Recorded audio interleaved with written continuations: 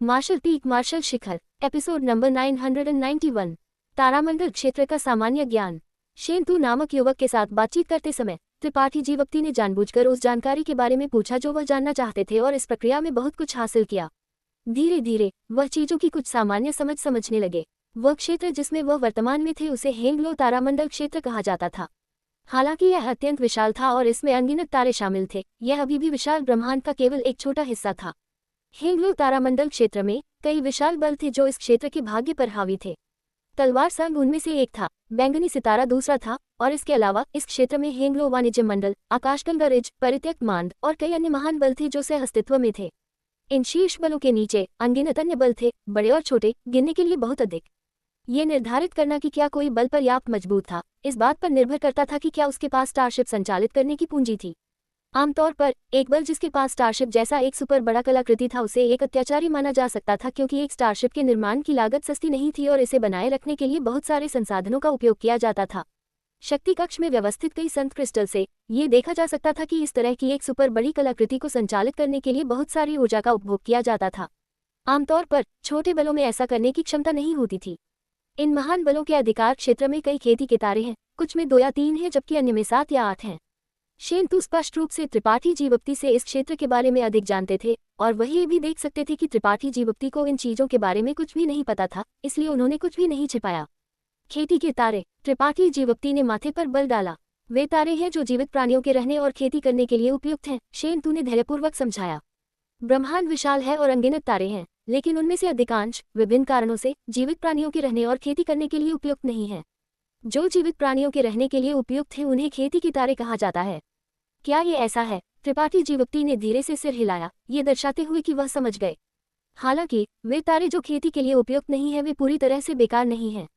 कुछ तारे दुर्लभ अयस्कों में समृद्ध है, जबकि अन्य आत्मा घास और आत्मा जड़ी बूटियों में समृद्ध है। उन्हें अयस्क तारे और औषधि तारे कहा जाता है।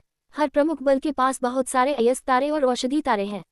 इन तारों द्वारा उत्पादित संसाधन उन्हें खुद को अच्छी तरह से विकसित करने में मदद कर सकते हैं। बेशक उस तरह के मृत तारे भी हैं। पूरा तारा निर्जीव है, कोई खनिज, कोई औषधीय जड़ी बूटियां और यहाँ तक कि आकाश और पृथ्वी की कोई ऊर्जा भी नहीं है। त्रिपाठी जीवक्ति मदद नहीं कर सके लेकिन चल दिए। टोंग जुबान क्षेत्र पर महान बल अक्सर भूमि के एक छोटे टुकड़े पर मौत के लिए लड़ते थे, लेकिन टोंग जुबान क्षेत्र के पूरे क्षेत्र में कुछ बल थे जो कई तारों को नियंत्रित कर सकते थे। ये कुछ हिस्सा था जिसके बारे में उन्होंने पहले सोचने की भी हिम्मत नहीं की थी। तारामंडल क्षेत्र की भव्यता की तुलना में टोंग जुबान क्षेत्र अचानक तुलना में फीका पड़ गया। हर खेती के तारे का एक तारा स्वामी होता है और तारा स्वामी उस खेती के तारे का सर्वोच्च शासक होता है। अगर तुम और मैं एक दिन उस ऊंचाई तक पहुंच सकते हैं तो हमारा जीवन व्यर्थ नहीं होगा, शेंतु हंसकर बोले। उनकी आंखों में लालसा की एक झलक चमक उठी। एक तारा स्वामी के पास किस तरह की खेती होती है? अथाह इस तरह की एक संत राजा श्रेणी उच्च श्रेणी स्टारशिप। कोई भी तारा स्वामी अपनी उंगलियों के एक झटके से इसे नष्ट कर सकता है। शेंतु ने गहरी सांस ली। त्रिपाठी जीवक्ति थोड़ी देर के लिए शब्दहीन थे। हालांकि शेंतु ने उन्हें नहीं बताया कि एक तारा स्वामी की खेती क्या थी। त्रिपाठी जीवक्ति अनुमान लगा सकते थे कि यह निश्चित रूप से संत राजा क्षेत्र से परे था। संत राजा क्षेत्र के ऊपर एक और भी उच्च क्षेत्र था। बाहर देखो, शेंतु ने चुपचाप संकेत किया। त्रिपाठी जीवक्ति ने उनका पीछा किया और स्टारशिप के बाहर विशाल और सुंदर तारों को देखा। शक्ति कक्ष पूरे स्टारशिप के नीचे था और स्टारशिप की दिशा और गति को नियंत्रित करने के लिए जिम्मेदार था, इसलिए यहाँ से कोई भी बाहर की स्थिति देख सकता था। चारों ओर अज्ञात सामग्रियों से बनी पारदर्शी और मजबूत खिड़कियां थीं और इन खिड़कियों से कोई भी सभी दिशाओं में स्थिति देख सकता था। तुम इन तारों के बारे में क्या सोचते हो? शेंतु ने पूछा। उनमें शामिल संसार ऊर्जा कल्पना से परे है, त्रिपाठी जीवक्ति ने गहरी आवाज में जवाब दिया। जब वह राजा कगाध में खो गए थे तब से ही वह इन तारों में शामिल ऊर्जा से हैरान थे। पूरे हेंगलो तारामंडल क्षेत्र को देखते हुए कोई भी खेती का तारा नहीं है जो यहाँ किसी भी तारों से तुलना कर सके। तारामंडल क्षेत्र में सभी महान बल अराजक अगाध में इन तारों को विकसित करना चाहते हैं। चाहे वह तेजस्वी गर्म तारे हो या हड्डी ठंडे तारे, वे सभी एक साधक की खेती करने के लिए बहुत उपयुक्त हैं। जो कोई भी वहाँ खेती करता है वह अकल्पनीय लाभ प्राप्त कर सकता है। लेकिन मैंने सुना है कि यह जगह बहुत खतरनाक है। पूरे तारामंडल क्षेत्र में एक निषिद्ध क्षेत्र है। इन तारों का क्षेत्र अत्यंत अराजक है। ये ठीक है, क्योंकि इन तारों में शामिल ऊर्जा इतनी विशाल है कि वे इन अराजक क्षेत्र का उत्पादन कर सकते हैं, जिससे लोग अपनी दिशा की समझ खो देते हैं। इस कारण से भी अराजक अगाध हमेशा तारामंडल क्षेत्र में एक निषिद्ध क्षेत्र रहा है। कोई भी इसे विकसित नहीं करना चाहता। अकेले इन तारों पर खेती करना तो दूर की बात है। तब यह स्टारशिप, तुम्हें चिंता करने की जरूरत नहीं है, तारा ले जाने वाला कोई भी स्टारशिप उच्चतम श्रेणी का होता है और एक चार्ट मास्टर से लैस होता है जो तारा मानचित्र बनाने में निपुण होता है, इसलिए स्टारशिप यहाँ अपनी दिशा की समझ नहीं खोएंगे। यही कारण है कि उन्होंने इस जगह में प्रवेश करने की हिम्मत की। तारा शटल हालांकि अलग है, एक बार अराजक क्षेत्र से प्रभावित होने पर तारा शटल के अंदर का तारा आसानी से क्षतिग्रस्त हो सकता है, इसलिए कोई भी यहाँ अकेले तारा शटल का उपयोग करने की हिम्मत नहीं करता। अगर ऐसा है तो इस जगह को तारामंडल क्षेत्र में एक निश्चित क्षेत्र नहीं कहा जा सकता है ना? क्या कोई अन्य खतरे हैं? अचानक त्रिपाठी जीवप्ती को कुछ समस्याएं महसूस हुई। वास्तव में है। शेंतु ने गंभीरता से सिर हिलाया, उनका चेहरा गरिमापूर्ण था, लेकिन किस तरह के खतरे हैं कोई निश्चित रूप से नहीं कह सकता, क्योंकि जो कोई भी यहाँ प्रवेश करता है वह कभी जिंदा वापस नहीं आया।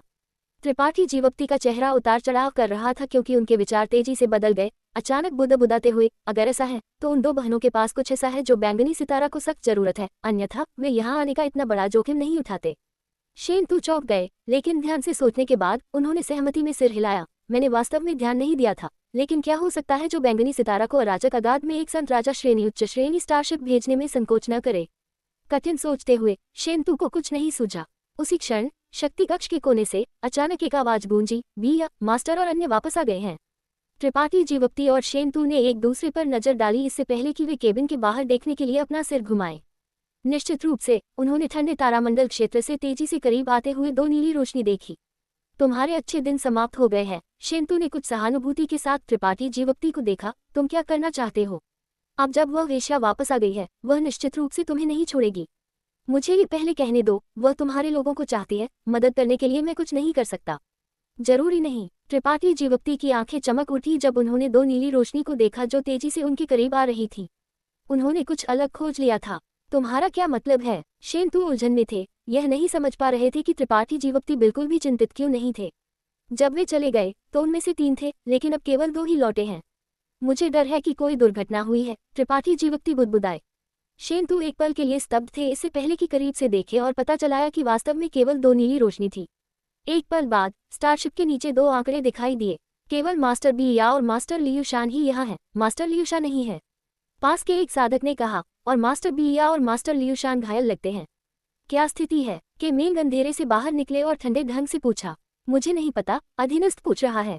ऐसा कहते हुए आदमी ने अपनी दिव्य चेतना को अपने हाथ में एक कंपास जैसी कलाकृति में डाला, लगभग किसी के साथ बातचीत करते हुए। स्टारशिप के बाहर लियूशान ने भी उसी आकार की एक कलाकृति निकाली। त्रिपाठी जीवप्ती तुरंत समझ गए कि इस कलाकृति का उपयोग लंबी दूरी के संचार के लिए किया जाना चाहिए। पिछली बार जब उन्हें लियूशान और अन्य लोगों द्वारा वापस लाया गया था, उन्होंने लियूशान को इसका उपयोग करते हुए देखा था। शक्ति कक्ष की खिड़की से बाहर देखते हुए त्रिपाठी जीवप्ती ने लियूशान और बिया के अव्यवस्थित चेहरे देखे। उनके शरीर पर घाव और खून था, लगभग अभी अभी मौत से बचे थे।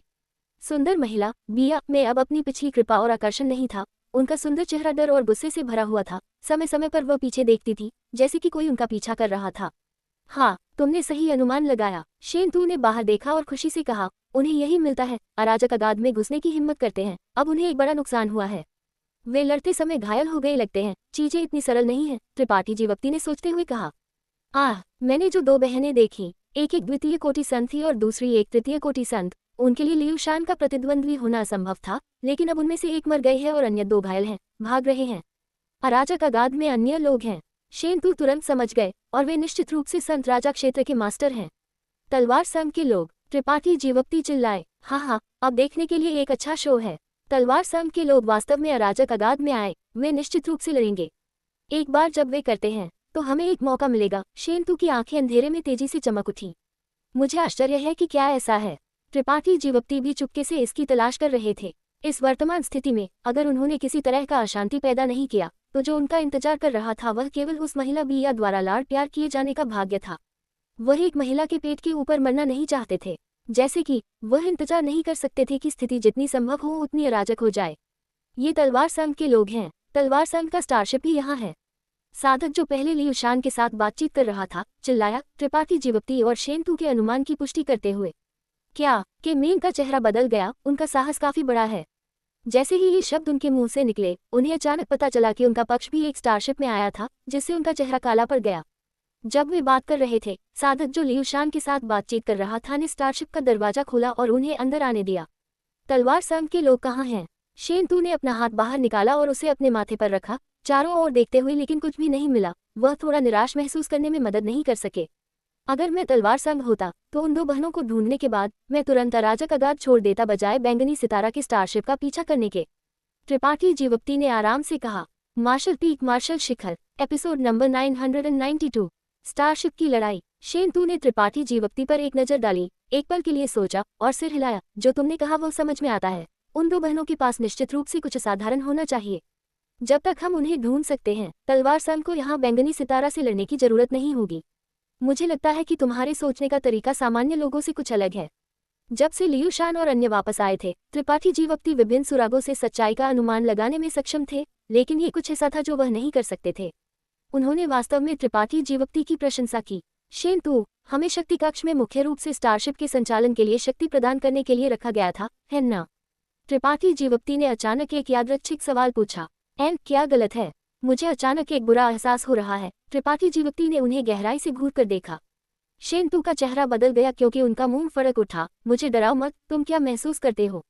त्रिपाठी जीवप्ती ने बस सिर हिलाया और जवाब नहीं दिया। वे दोनों अचानक चुप हो गए क्योंकि उन्होंने चुपचाप अपने आसपास का अवलोकन किया। के मेंग नामक साधक की हरकतों की जांच करते हुए चुपके से सतर्क रहे। लगभग एक अगरबत्ती के बराबर समय के बाद के मेंग के हाथ में कंपास के आकार की कलाकृति अचानक चमक उठी और उन्होंने जल्दी से किसी के साथ बातचीत करने के लिए अपनी दिव्य चेतना उसमें डाली। एक पल बाद किमेंग ने अपनी कलाकृति को दूर रखा और एक गरिमापूर्ण चेहरे के साथ चिल्लाया, गति बढ़ाओ, तलवार संग की स्टारशिप का पीछा करो, उन्हें भागने मत दो। जैसे ही यह आदेश बाहर आया, त्रिपाठी जीवप्ती और शेनतू दोनों पीले पड़ गए। तुम सही हो, मुझे भी अभी बहुत बुरा लग रहा है। शेनतू का चेहरा अत्यंत बदसूरत था जब उन्होंने गुस्से में कोसा, तुम शापित मुंह। अगले ही पल विशाल संत राजा श्रेणी स्टारशिप के अंदर से एक गुनगुनाहट की आवाज आई और उसकी गति अचानक बढ़ गई, तेजी से तारामंडल क्षेत्र में एक निश्चित दिशा का पीछा करते हुए। उसी समय त्रिपाठी जीवप्ती और शेनतू को बांधने वाली हथकड़ियों ने पहले से भी अधिक चूषण बल जारी किया, पागलपन से उनके शरीरों में ताकत अवशोषित करते हुए। ये चूषण बल पहले से दुगना मजबूत था और एक पल में उनके शरीरों में ऊर्जा दुगनी तेजी से निकल गई। शेनतू मदद नहीं कर सके लेकिन कराहने लगे क्योंकि उनका शरीर कांप रहा था। यहाँ तक कि त्रिपाठी जीवप्ती ने भी अपने पूरे शरीर में दर्द महसूस किया। कोई फर्क नहीं पड़ता कि उन्होंने अपनी गुप्त कला को घुमाने की कितनी कोशिश की, वह अपनी ताकत के नुकसान का विरोध करने में असमर्थ थे। शक्ति कक्ष से बंधे साधक का उपयोग सामान्य रूप से केवल स्टारशिप को सहायक शक्ति प्रदान करने के लिए किया जाता था। ऊर्जा का मुख्य स्रोत अभी भी संत क्रिस्टल था, लेकिन एक बार जब यह विशाल कलाकृति चली गई तो उसे आवश्यक ऊर्जा की मात्रा भी बढ़ जाएगी। उस समय शेनतू और त्रिपाठी जीवप्ती जैसे लोगों पर आपदा आएगी। उनके शरीरों में ऊर्जा और भी हिंसक रूप से निकाली जाएगी। किमेंग एक खूंखार चेहरे के साथ आदेश जारी करते हुए शक्ति कक्ष के माध्यम से चले गए। ऐसा लगता था कि हथकड़ियों के बेलगाम और पागल अवशोषण के कारण शक्ति कक्ष में बंधा हुआ साधक पहले से ही एक बुरी स्थिति में था। स्टारशिप के तेज होने के तुरंत बाद चारों दिशाओं से विलापपूर्ण चीखों का एक विस्फोट गूंज उठा। कभी कभी एक या दो लोग मुंह में झाग आने लगे और जमीन पर गिर गए, मर गए। वे वास्तव में अब ऐसी यातना बर्दाश्त नहीं कर सकते थे। अपनी ताकत निकलने के बाद वे इसे और बर्दाश्त नहीं कर सकते थे। शेनतू चुपके से चौंक गए, उनके चेहरे पर एक कड़वा झलक दिखाई दी। वह जानते थे कि उनकी वर्तमान स्थिति में वह ज्यादा देर तक टिके नहीं रह पाएंगे।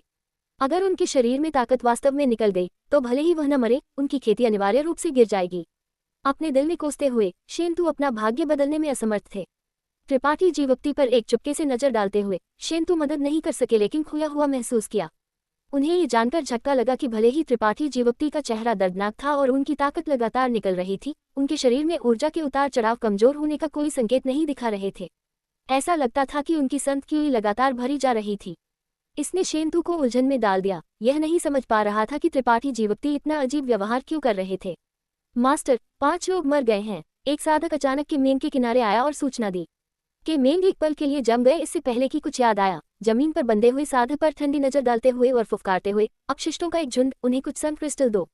हाँ, साधक ने जवाब दिया, जल्दी से उन लोगों की ओर चलते हुए जो अभी भी जिंदा थे और उनमें से प्रत्येक के सामने 3 टुकड़े सन क्रिस्टल गिराते हुए। फीकी ग्रे आंखों की जोड़ी अचानक चमक उठी क्योंकि उनमें से सभी ने अपने सामने सन क्रिस्टल उठाया और अपने खुद के उपभोग की पूरक के लिए उनकी ऊर्जा अवशोषित करना शुरू कर दिया। शेनतू ने भी ऐसा ही किया। उनकी गुप्त कला कुछ अलग थी, इसलिए चाय के आधे कप के समय में उन्होंने 3 टुकड़े सन क्रिस्टल में सभी ऊर्जा अवशोषित कर ली थी, अपने होंठ चाटते हुए जैसे कि उन्हें पर्याप्त नहीं मिला था। हालांकि इस भरपाई के साथ उनका चेहरा आखिरकार बहुत सुधर गया। संत राजा श्रेणी उच्च श्रेणी स्टारशिप एक अकल्पनीय गति से तारामंडल क्षेत्र के माध्यम से आगे बढ़ता रहा, कुछ ऐसा नहीं जिसकी तुलना तारा शटल जैसी कलाकृति से की जा सके। शक्ति कक्ष में बैठे त्रिपाठी जीवप्ती ने एक के बाद एक क्षुद्र ग्रह को एक उल्का वर्षा की तरह पारदर्शी खिड़की से उड़ते हुए देखा। स्टारशिप खुद अत्यंत मजबूत था और मक्खन के माध्यम से एक गर्म चाकू की तरह तारामंडल में भड़कने में सक्षम था। कुछ छोटे क्षुद्रग्रह इसके द्वारा टुकड़ों में टूट गए, लेकिन स्टारशिप खुद पूरी तरह से अप्रभावित था। लगभग आधे दिन बाद किमेन के चेहरे पर अचानक एक लाल चमक दिखाई दी क्योंकि उन्होंने चिल्लाया, तलवार संघ के कुत्तों, मैंने आखिरकार तुम्हें पकड़ लिया।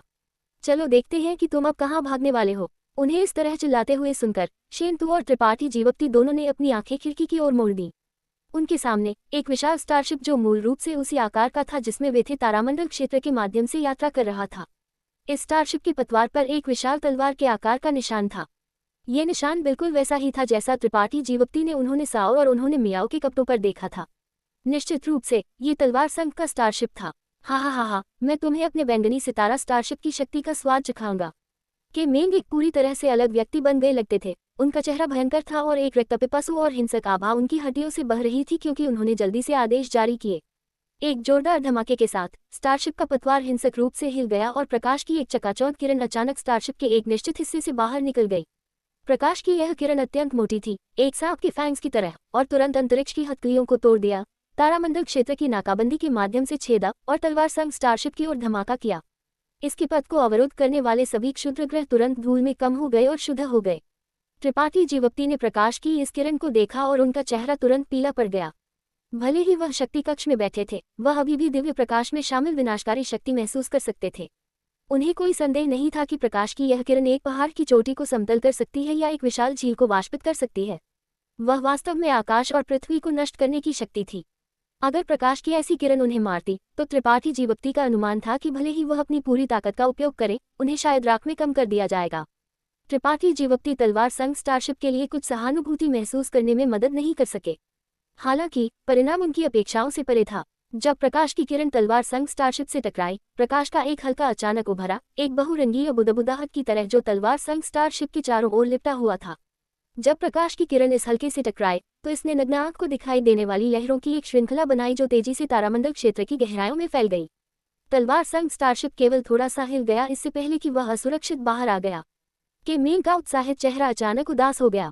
उन्हें उम्मीद नहीं थी कि गोपनीय हमला जो उन्होंने इस पल के लिए सावधानीपूर्वक तैयार किया था वास्तव में दूसरे पक्ष द्वारा अवरुद्ध हो जाएगा। एक ही आदेश के साथ स्टारशिप हिंसक रूप से फिर से हिल गया और प्रकाश की एक दूसरी किरण बाहर निकल गई। भाड़ में जाओ, शेंतु ने कोसा। उनका चेहरा पीला पड़ गया। जो ताकत उन्होंने अभी बहाल करने में कामयाब रहे थे वह एक पल में पूरी तरह से निकल गई थी। जल्दी से त्रिपाठी जीवप्ती की ओर मुड़ते हुए उन्होंने चिल्लाया, त्रिपाठी जीवप्ती, मदद करो। त्रिपाठी जीवप्ती ने एक पल के लिए उन्हें खाली देखा इससे पहले कि वह ठीक हो जाएं। अभी तो वह प्रकाश की किरण की शक्ति पर इतना केंद्रित थे कि उन्होंने अपने आसपास के परिवर्तनों पर ध्यान नहीं दिया था। शेंतु की चीख सुनने के बाद त्रिपाठी जीवप्ती को यह जानकर झटका लगा कि शक्ति कक्ष में बड़े करीने से व्यवस्थित संत क्रिस्टल 2 रोशनी की धारियों को जारी करने के बाद काफी फीका पड़ गया था और उनमें शामिल विशाल मात्रा में ऊर्जा भी आधे से अधिक कम हो गई थी। उसी समय त्रिपाठी जीवप्ती के शरीर और मेजरों में संत की हुई भी उनके हाथों और पैरों पर हथकड़ियों द्वारा सूख गया था। प्रकाश की उस किरण को उत्पादित करने के लिए एक विशाल मात्रा में ऊर्जा की आवश्यकता थी। त्रिपाठी जीवप्ती को अचानक पता चला 2 किरणों ने न केवल शक्ति कक्ष में एक विशाल मात्रा में संत क्रिस्टल की आवश्यकता थी, बल्कि यहाँ बंधे साधक पर भी एक अकल्पनीय बोझ डाला था। 2 किरणों के बाद यहाँ बंधे 50 से 60 साधकों में से आधे एक पल में मर गए थे। उनकी जीवन शक्ति गायब हो गई और उनकी आत्माएं बिखर गईं। जो अभी भी जिंदा थे वे सांस लेने के लिए हाफ रहे थे, लगभग मौत की कगार पर थे। जब तक प्रकाश की एक और किरण नहीं टकराती वे निस्संदेह मर जाएंगे। शेंतु और त्रिपाठी जीवप्ती की स्थिति सबसे अच्छी थी। त्रिपाठी जीवप्ती ने जल्दी से शक्ति केंद्र से अमृत रस की एक बूंद निकाली और अपने शरीर और मेजरों को फिर से भर दिया, जबकि उन्होंने पहले छिपाए गए संत क्रिस्टल को शेंतु की ओर फेंक दिया। शेंतु की आंखें चमक उठी क्योंकि उन्होंने उत्सुकता से इन संत क्रिस्टल को पकड़ा और पागलपन से उन्हें अवशोषित करना शुरू कर दिया। उनका चेहरा धीरे धीरे लाल हो गया। तुम वापस लड़ने की हिम्मत करते हो? के मेंग फिर से चिल्लाए। ऐसा लगता था कि बैंगनी सितारा के स्टारशिप ने एक चौतरफा हमला शुरू कर दिया था। तलवार संघ का पक्ष बैठकर और मौत का इंतजार करने को तैयार नहीं था, बदले में जवाब देते हुए। प्रकाश की एक किरण दूसरी तरफ से बाहर निकल गई और बैंगनी सितारा के स्टारशिप के चारों ओर एक रक्षात्मक ऊर्जा ढाल दिखाई दी। एक जोरदार धमाके के साथ स्टारशिप हिंसक रूप से हिल गया। शेंतु का चेहरा फिर से पीला पड़ गया क्योंकि उन्होंने एक मुंह खून खांसा। उनके पास कोसने का समय भी नहीं था। चाहे वह स्टारशिप की किरण हो या रक्षात्मक ऊर्जा ढाल, दोनों को ऊर्जा की एक अकल्पनीय मात्रा की आवश्यकता थी। हर बार जब 2 स्टारशिप टकराते, शेंतु और अन्य लोगों को एक अकल्पनीय बोझ उठाना पड़ता था। हमला करो, मैं चाहता हूं कि वे टुकड़ों में टूट जाएं। के मेंग ने उन्मादपूर्वक चिल्लाया जैसे कि उनकी गरिमा का अपमान किया गया हो। मास्टर, क्रिस्टल तोपों का उपयोग अब नहीं किया जा सकता, अन्यथा संत क्रिस्टल में पर्याप्त ऊर्जा नहीं होगी। पास के एक साधक ने याद दिलाया कि मेन का माथा झुक गया क्योंकि उनका चिड़चिड़ा मनोदशा धीरे धीरे शांत हो गया। उन्हें आखिरकार इस समस्या का एहसास हुआ। उसी क्षण उनके हाथ में कंपास जैसी कलाकृति फिर से चमक उठी। के मेन का चेहरा गंभीर हो गया क्योंकि उन्होंने अपनी दिव्य चेतना उसमें डाली। थोड़ी देर के लिए इससे बातचीत की, इससे पहले कि मुस्कुराएं और अपना हाथ हिलाएं। दरवाजा खोलो, आज हम तलवार संघ के इन मूर्खों को अपनी ताकत दिखाएंगे। हाँ, अगले पल स्टारशिप का दरवाजा खुल गया और बैंगनी सितारा के साधकों से संबंधित कई आंकड़े दिखाई दिए, अपने विभिन्न कलाकृतियों पर तलवार संघ की ओर उड़ते हुए। त्रिपाठी जीवप्ती और शेंतु के लिए यह एक दुर्लभ अवसर है जब दोनों स्टारशिप के बाहर के साधक लड़ाई में व्यस्त होंगे। क्या वे भागने की कोशिश करेंगे या क्या वे इस अराजकता का इस्तेमाल स्थिति का फायदा उठाने के लिए करेंगे? मार्शल पीक मार्शल शिखर, एपिसोड नंबर 993। महायुद्ध और त्रिपाठी जीवप्ती का उन्माद। बैंगनी सितारा साधकों द्वारा उपयोग की जाने वाली कलाकृतियों में तारा शटल, युद्ध रथ और उड़ने वाली गाड़ियां शामिल थीं। ये सभी तारामंडल क्षेत्र में लड़ने के लिए उपयुक्त थी, जिन्हें देखने वाले हर किसी को चकाचौंध कर रहा था। तलवार संघ के पक्ष में स्टारशिप के बाहर अचानक बड़ी संख्या में लोग दिखाई दिए और निडरता से दौड़कर आए। जब दोनों पक्ष मिले तो एक महान लड़ाई तुरंत शुरू हो गई। तारामंडल क्षेत्र के अंदर प्रकाश के हल्के फैल गए क्योंकि शानदार और शक्तिशाली मार्शल कौशल फूट पड़े और कलाकृतियों की चमक तेज चमकी। बैंगनी सितारा और तलवार संघ के दोनों पक्षों ने लड़ाई शुरू होते ही भयंकर लड़ाई लड़ी। अराजक लड़ाई में कई उच्च श्रेणी कलाकृतियों को छेद दिया गया और टुकड़ों में टूट गई। जलते हुए कलाकृति के टुकड़े आग की बारिश की तरफ बरस रहे थे, आंखों को एक चमकदार रोशनी से चकाचौंध कर रहे थे, जैसे कि सबसे शानदार आतिशबाजी फूट रही हो। एक लुभावनी दृश्य, लेकिन उनके साथ अनगिनत निर्जीव शव थे जो हमेशा के लिए इस अराजक अगाध में खो गए थे। इस अराजक युद्ध क्षेत्र में अधिकांश आंकड़े संत कोटि के मास्टर थे, जबकि उत्कृष्ट कोटि के साधक चींटियों जितने कमजोर थे। यहाँ तक कि कुछ आंकड़े भी थे जो एक अत्याचारी आभा उत्सर्जित कर रहे थे जो संत राजाओं से संबंधित थी। ये आंकड़े पृथ्वी विनाशकारी दिव्य क्षमताओं का प्रदर्शन करते थे क्योंकि उन्होंने दूसरे पक्ष पर कमजोर साधकों का वध किया। वे जहां भी जाते, दूसरे पक्ष पर साधक राख में कम हो जाते, उनकी आत्माएं बिखर जाती। लड़ाई के दोनों पक्षों को भारी नुकसान हुआ। कोई भी कमजोरी दिखाने को तैयार नहीं था और कोई भी आसानी से हार मानने को तैयार नहीं था, इसलिए सुदृढ़ीकरण की एक स्थिर धारा उनके संबंधित स्टारशिप से भेजी गई और लड़ाई में शामिल हो गई। एक समय के लिए दोनों पक्ष बराबर थे। तारामंडल क्षेत्र में चाहे वह तलवार संघ हो या बैंगनी सितारा, वे दोनों प्रथम श्रेणी के बल थे। उनमें से प्रत्येक ने कम से कम 4 या 5 खेती के तारे और अनगिनत अयस्क तारे और औषधि तारे को नियंत्रित किया। अपने विशाल आरक्षित संसाधनों का उपयोग करते हुए वे अपने संबंधित साधकों को बढ़ने और विकसित करने के लिए एक अकल्पनीय आपूर्ति प्रदान कर सकते थे। उनके नेताओं ने इस तरह के नुकसान की बिल्कुल भी परवाह नहीं की। त्रिपाठी जीवप्ती लंबे समय तक शब्दहीन थे। वह पूरी तरह से चौंक गए थे। वह अभी भी स्टारशिप द्वारा निकाले गए दिव्य प्रकाश की शक्ति में डूबे हुए थे। उन्होंने कभी नहीं सोचा था कि विशाल तारामंडल क्षेत्र में ऐसी अविश्वसनीय चीज मौजूद होगी। जब से वह तारामंडल क्षेत्र में आए थे, जो कुछ भी उन्होंने देखा और सुना वह उनकी कल्पना से परे था। उन्हें तुरंत पता चला कि तारामंडल क्षेत्र उतना ही दिलचस्प था जितना उन्होंने कल्पना की थी। उनकी आंखें दिव्य प्रकाश से चमक उठी क्योंकि उनका खून खौल उठा। जो कुछ भी उन्होंने देखा और सुना था उसके कारण वह डरकर पीछे नहीं हटे। इसके बजाय उन्होंने इसकी तलाश की, क्योंकि केवल एक अद्भुत जगह पर ही वह एक अधिक अद्भुत जीवन जी सकते थे। त्रिपाठी जीवप्ती, त्रिपाठी जीवप्ती। शेंतु की आवाज फिर से बुलाई गई। त्रिपाठी जीवप्ती ने उन्हें देखने के लिए मुड़कर देखा। शेंतु ने एक कड़वा चेहरा पहना हुआ था क्योंकि उन्होंने अपने सूखे होंठ दबाए। क्या तुम मुझे कुछ और सन क्रिस्टल दे सकते हो? मैं अब और पकड़ नहीं सकता। इस क्षण उनकी ताकत सूखने की कगार पर थी। ये स्पष्ट था कि वह अपनी रस्सी के अंत में थे। त्रिपाठी जीवप्ती ने एक शब्द कहे बिना उन्हें 5 या 6 सन क्रिस्टल फेंक दिए। बहुत धन्यवाद। शेंतु के चेहरे पर एक आभारी झलक दिखाई दी क्योंकि उन्होंने ईमानदारी से त्रिपाठी जीवप्ती को धन्यवाद दिया, इससे पहले कि ऊर्जा अवशोषित करना शुरू कर दे। त्रिपाठी जीवप्ती ने अपने मनोदशा को शांत किया और ठंडे ढंग से चारों ओर देखा। चुपचाप जहाज के अंदर से आने वाले पैरों की आवाज और ऊर्जा के उतार चढ़ाव को सुनकर उनकी आंखें धीरे धीरे चमक उठी। थोड़ी देर बाद शेंतु ने राहत की गहरी सांस ली और बुदबुदाए, मैं आखिरकार ठीक हो गया हूँ। धिक्कार है, अगर उन्होंने अभी फिर से उस क्रिस्टल तोप को दागा होता तो मैं तुरंत मर जाता। वह एक करीबी बुलाहट थी। ऐसा कहते हुए उन्होंने कृतज्ञतापूर्वक त्रिपाठी जीवप्ती की ओर मुड़कर देखा। मैं आपका पर्याप्त धन्यवाद नहीं कर सकता, मुझे ये समय याद रहेगा। शेंतु, तुम्हारी सच्ची खेती क्या है? त्रिपाठी जीवप्ती ने अचानक उनकी ओर नजर डाली और धीमी आवाज में पूछा। शेंतु चौंक गए और उनका चेहरा चमक उठा। लगभग विषय बदलना चाहते थे लेकिन जल्द ही मुस्कुराए, क्या तुमने इसे देख लिया? अगर मैं इसे नहीं देख सका तो मैं अंधा हो जाऊंगा, त्रिपाठी जीवप्ती ने ठंडे ढंग से कहा। शेंतु के शरीर से आने वाले आभा के उतार चढ़ाव प्रथम कोटि संत कोटि के आसपास थे, जो त्रिपाठी जीवप्ती की तुलनीय थे। हालांकि अभी महत्वपूर्ण क्षण में जब शेनतू उन क्रिस्टल पत्थरों से ऊर्जा अवशोषित कर रहे थे, उनके शरीर से एक असामान्य ऊर्जा उतार चढ़ाव हो भरा था।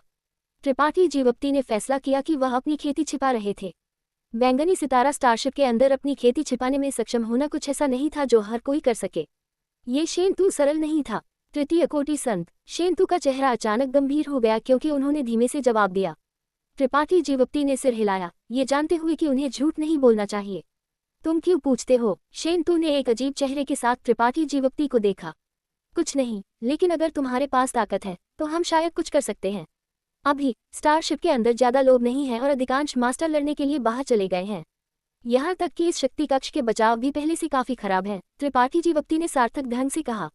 मूल रूप से शक्ति कक्ष की रक्षा करने वाला एक संत राजा कोटि का मास्टर था, लेकिन अभी लड़ाई शुरू होने के बाद इस संत राजा कोटि के मास्टर की आभा गायब हो गई थी। त्रिपाठी जीवप्ती ने अनुमान लगाया कि उन्हें बाहर जाना चाहिए था। इसके शीर्ष पर शक्ति कक्ष में बैंगनी सितारा साधकों की संख्या आधे से अधिक कम हो गई थी। अब केमेन के अलावा जो एक तृतीय कोटि संत था, बाकी सभी प्रथम कोटि या द्वितीय कोटि संत थे। उनमें से 10 से कम थे। उनमें से सभी शक्ति कक्ष में आत्मा श्रृंखलाओं में बैठे थे, स्टारशिप के संचालन को बनाए रखते हुए। तुम क्या करना चाहते हो? लापरवाही से काम मत करो। ये हथकड़ियां मूल पत्थरों के साथ मिली हुई हैं, हम उनसे बंधे हुए अपनी ताकत का उपयोग नहीं कर सकते। शेनतू का चेहरा बदल गया क्योंकि वह अचानक समझ गए कि त्रिपाठी जीवप्ती क्या योजना बना रहे थे। फिर चलो किसी को उन्हें खोलने दो। त्रिपाठी जीवप्ती रहस्यमय ढंग से मुस्कुराए। उनका चेहरा अचानक अत्यंत कमजोर हो गया क्योंकि उनकी जीवन शक्ति फीकी पड़ गई। त्रिपाठी जीवप्ती ने अपनी आंखों से शेनतू को संकेत किया। शेनतू का चेहरा कड़वा हो गया क्योंकि वह एक पल के लिए झिझके इससे पहले कि उन्होंने अपने दांत पीसे और कहा, भूल जाओ, किसी भी मामले में इस पिता का जीवन तुम्हारे द्वारा बचाया गया था, इसलिए मैं तुम्हारे उन्माद में तुम्हारे साथ जाऊंगा। फिर उन्होंने जोर से चिल्लाना शुरू कर दिया। केमेन, जो शक्ति कक्ष के किनारे से लड़ाई देख रहे थे, ने इस चीख को सुना और उनका चेहरा अचानक ठंडा हो गया। अपना सिर घुमाते हुए उन्होंने शेनतू और त्रिपाठी जीवप्ती की ओर घूर कर देखा और बुदबुदाए, तुम दो अभी तक जिंदा नहीं हो। ये कुछ ऐसा था जो उनकी अपेक्षाओं से परे था। अभी दो स्टारशिप के बीच टकराव के दौरान यहाँ बंधे साधक मूल रूप से अपनी सारी ताकत निकल गए थे और थकान से मर गए थे। शेनतू और त्रिपाठी जीवप्ती हालांकि अभी भी जिंदा थे, जिससे कि मेन बहुत चौंक गए। मेरी जीवन शक्ति हमेशा मजबूत रही है, लेकिन वह मरने वाला है। शेनतू ने चिल्लाना जारी रखा, मास्टर, क्या यह आदमी वह नहीं है जिसे बिया को जरूरत है? क्या तुम्हारे लिए उसे इस तरह मरने देना थोड़ा अनुचित नहीं है? के मेन झुक गए क्योंकि उन्होंने गहराई से त्रिपाठी जीवप्ती की ओर घूर कर देखा, उन्हें अपनी दिव्य चेतना से घुमाते हुए और त्रिपाठी जीवप्ती की कमजोरी पर ध्यान देते हुए अधीरता से कहा, कितना परेशान करने वाला, बस मर जाओ और यह सब खत्म करो। उसे एक ही सांस के साथ छोड़ने का क्या मतलब है? ऐसा कहते हुए वह जल्दी से त्रिपाठी जीवप्ती की ओर चले गए। जब वह अभी स्टारशिप को कमांड दे रहे थे तो उन्होंने इसके बारे में ज्यादा नहीं सोचा था, इसलिए उन्होंने त्रिपाठी जीवप्ती की स्थिति पर ज्यादा ध्यान नहीं दिया था। अब जब वह शांत हो गए थे तो उन्हें ध्यान से विचार करना पड़ा कि क्या वह वेश्या बिया उन पर अपना गुस्सा निकालेगी अगर त्रिपाठी जीवप्ती वास्तव में मर जाए। वह इस तरह की जिम्मेदारी नहीं उठा सकते थे, तो वह त्रिपाठी जीवप्ती की ओर चले गए, एक विशेष चाबी निकाली और हथकड़ियों को खोला, उन्हें उनकी हथकड़ियों से मुक्त किया। वह प्रत्याशित रूप से पकड़े गए थे। आखिरकार त्रिपाठी जीवप्ती अत्यंत कमजोर लग रहे थे, उनकी ताकत मुश्किल से बिल्कुल भी उतार चढ़ाव नहीं कर रही थी। इससे भी अधिक केमेन एक तृतीय कोटि संत था, इसलिए त्रिपाठी जीवप्ती एक प्रथम कोटि संत का सामना करते समय उनके पास एक मनोवैज्ञानिक लाभ था। इस तरह के आत्मधार्मिक लाभ ने उन्हें बहुत सारी बदकिस्मती लायक थी। जैसे ही हथकड़ियों को खोला गया, त्रिपाठी जीवप्ती ने अचानक पहुंचकर जोर से काट लिया। तुरंत बाद उन्होंने अपनी तर्जनी पर घाव को अपनी बाईं आंख की ओर पहुंच दिया। सुनहरा खून उनकी बाईं आंख में डाल दिया गया, जिससे मूल रूप से काली और सफेद आंख तुरंत सुनहरी हो गई। त्रिपाठी जीवप्ती ने अपना सिर उठाया और केमेन को घूर कर देखा। जब उनकी 4 आंखें मिली, केमेन अचानक अचेतन हो गए। रात सी सुनहरी रोशनी को घूरते हुए उन्होंने वास्तव में घबराहट की भावना महसूस की, जैसे कि वह इसके सामने अत्यंत छोटे हो गए हों। सुनहरी आंख में एक भंवर दिखाई दिया और इस भंवर से एक मजबूत चूषण बल उभरा, जो उनकी आत्मा को खींच रहा था, जिससे वह कांपने लगी, जैसे कि वह उनके शरीर से बाहर निकलने वाली हो। पीले पड़ते हुए केमेन ने एक अजीब चीख निकाली और अपनी पूरी ताकत से विरोध किया। त्रिपाठी जीवप्ती ने पहले ही अपने दानव देवता परिवर्तन का उपयोग कर लिया था, जिससे उनका शरीर बुरी ऊर्जा से भर गया था, जिससे उनका स्वभाव नाटकीय रूप से बदल गया था। पूरे शक्ति कक्ष का तापमान अचानक गिर गया लगता था, अत्यंत ठंडा हो गया था। वह बुरी और निर्दयी आभा एक जोरदार गड़गड़ाहट के साथ आसपास के माध्यम से बह गई। त्रिपाठी जीवप्ती का शरीर एक तोप के गोले की तरह केमेन के सीने से टकराया। उनके शरीर से एक अविश्वसनीय शक्ति फूट पड़ी क्योंकि उन्होंने हिंसक रूप से केमेन को पीटा। खून छिटक गया और स्पष्ट मुट्ठी के निशान और हथेली के निशान कोमोन की पीठ से बाहर निकल गए। उनके कपड़े तुरंत पाउडर में बदल गए। यहाँ तक कि मेंग जितना मजबूत कोई व्यक्ति भी त्रिपाठी जीवप्ती के बमबारी का सामना करने में असमर्थ था जब वह अचेतन थे। इससे पहले कि वह अपनी दिव्य तकनीक या कलाकृति को बुला सके, उन्हें चक्कर आने लगी। पलक झपकते ही केमेंग का शरीर अचानक एक खूनी धुंध में फूट पड़ा। खून की बारिश सभी दिशाओं में बिखर गई, जैसे कि पूरी तरह से खिला हुआ एक लाल गुलाब। एक भ्रामक आकृति जो कोमोन के बिल्कुल समान थी, जहां वह मूल रूप से था, खड़ी थी। ये केमेंग का आत्मा अवतार था। अब भी उन्हें लगता है कि उन्हें पता नहीं चला था कि उनके साथ क्या हुआ था। त्रिपाठी जीवप्ती को खाली घूर कर देखते हुए उनके चेहरे पर एक खाली झलक थी। त्रिपाठी जीवप्ती की बाईं आंख में सुनहरी पुतली से एक शक्तिशाली चूषण बल उभरा और केमेंग के आत्मा अवतार को उनके ज्ञान सागर में खींच लिया। खूनी धुंध के बीच त्रिपाठी जीवप्ती ने जल्दी से विशेष चाबी पकड़ ली जो हथकड़ियों को खोल सकती थी और उसे सीधे शेंतु की ओर फेंक दिया। इसे खुद खोलो, त्रिपाठी जीवप्ती ने इससे पहले कि वह हवा के झोंके की तरह गायब हो जाए, सलाह दी। अगले पल शक्तिकक्ष से एक दुखद चीख गूंजी, उसके बाद एक महान हलचल हुई। शेंतु चौंक गए, उनकी आंखें लगभग अपने सॉकेट से बाहर निकल रही थी। वह विश्वास नहीं कर सकते थे कि वह क्या देख रहे थे। जब उन्होंने अभी त्रिपाठी जीवप्ती के इरादों के बारे में जाना, तो शेंतु ने उनके उन्माद में उनके साथ जाने का फैसला किया था, लेकिन उन्होंने त्रिपाठी जीवप्ती से नहीं पूछा था कि उनकी योजनाएं क्या थीं या वे क्या करने वाले थे। उन्होंने सोचा था कि त्रिपाठी जीवप्ती यहाँ से थोड़ी देर के लिए जाएंगे और काम करने के लिए एक अवसर की प्रतीक्षा करेंगे। जहाँ तक कि क्या त्रिपाठी जीवप्ती उनकी देखभाल करेंगे और उन्हें दूर ले जाएंगे, शेंतु ने इसके बारे में ज्यादा नहीं सोचा था। आखिरकार वह पहले ही एक बार त्रिपाठी जीवप्ती द्वारा बचाए जा चुके थे, इसलिए वह बहुत अधिक नहीं पूछना चाहते थे। उन्हें कैसे पता चलता कि यह आदमी इतना पागल और प्रत्यक्ष होगा। जैसे ही हथकड़ियों को खोला जाएगा, एक हिंसक हमला शुरू कर देगा। जिस बात ने शेंतु को और भी शब्दहीन कर दिया वह यह था कि केमेंग, एक तृतीय कोटि संत साधक, वास्तव में एक ही झटके में त्रिपाठी जीवप्ती द्वारा हराया गया था। त्रिपाठी जीवप्ती ने केमेंग को हराकर शक्ति कक्ष में अराजकता पैदा कर दी है। क्या शेंतु जल्दी से अपनी हथकड़ियां खोलकर उनके साथ भागने में सक्षम होंगे? मार्शल शिखर, एपिसोड नंबर 994। उसने ये कैसे किया? ये कैसे संभव था? नीलेश ने त्रिपाठी जीवप्ती द्वारा फेंकी गई चाबी अपने हाथ में पकड़ी हुई थी। जब वह आसमान में भरे खूनी कोहरे को शून्य में घूर रहा था, उसके दिल में एक तूफान उमड़ रहा था। अगर वह भी होता और धीरज पाठक से लड़ता, तो अंत में कौन जीतता यह अज्ञात था।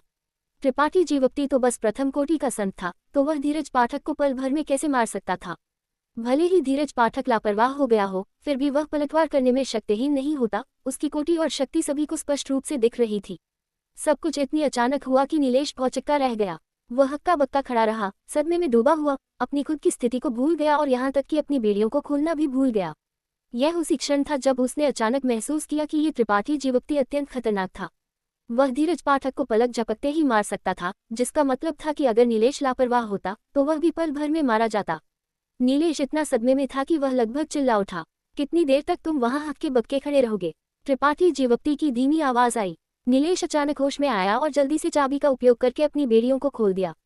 अगले ही पल उसके शरीर से बिजली के घने बोल्ट अचानक फैल गए। हर बोल्ट तेज नुकीले दांतों वाले सांप जैसा था, जिससे वह बिजली में लिपटा हुआ लग रहा था। एक भयानक दृश्य। जीवंत विद्युत सांप उसके शरीर के चारों ओर फिसलते हुए अचानक सभी दिशाओं में झपट पड़े। पल भर में पूरा शक्ति कक्ष बिजली की चिंगारियों से चमक उठा।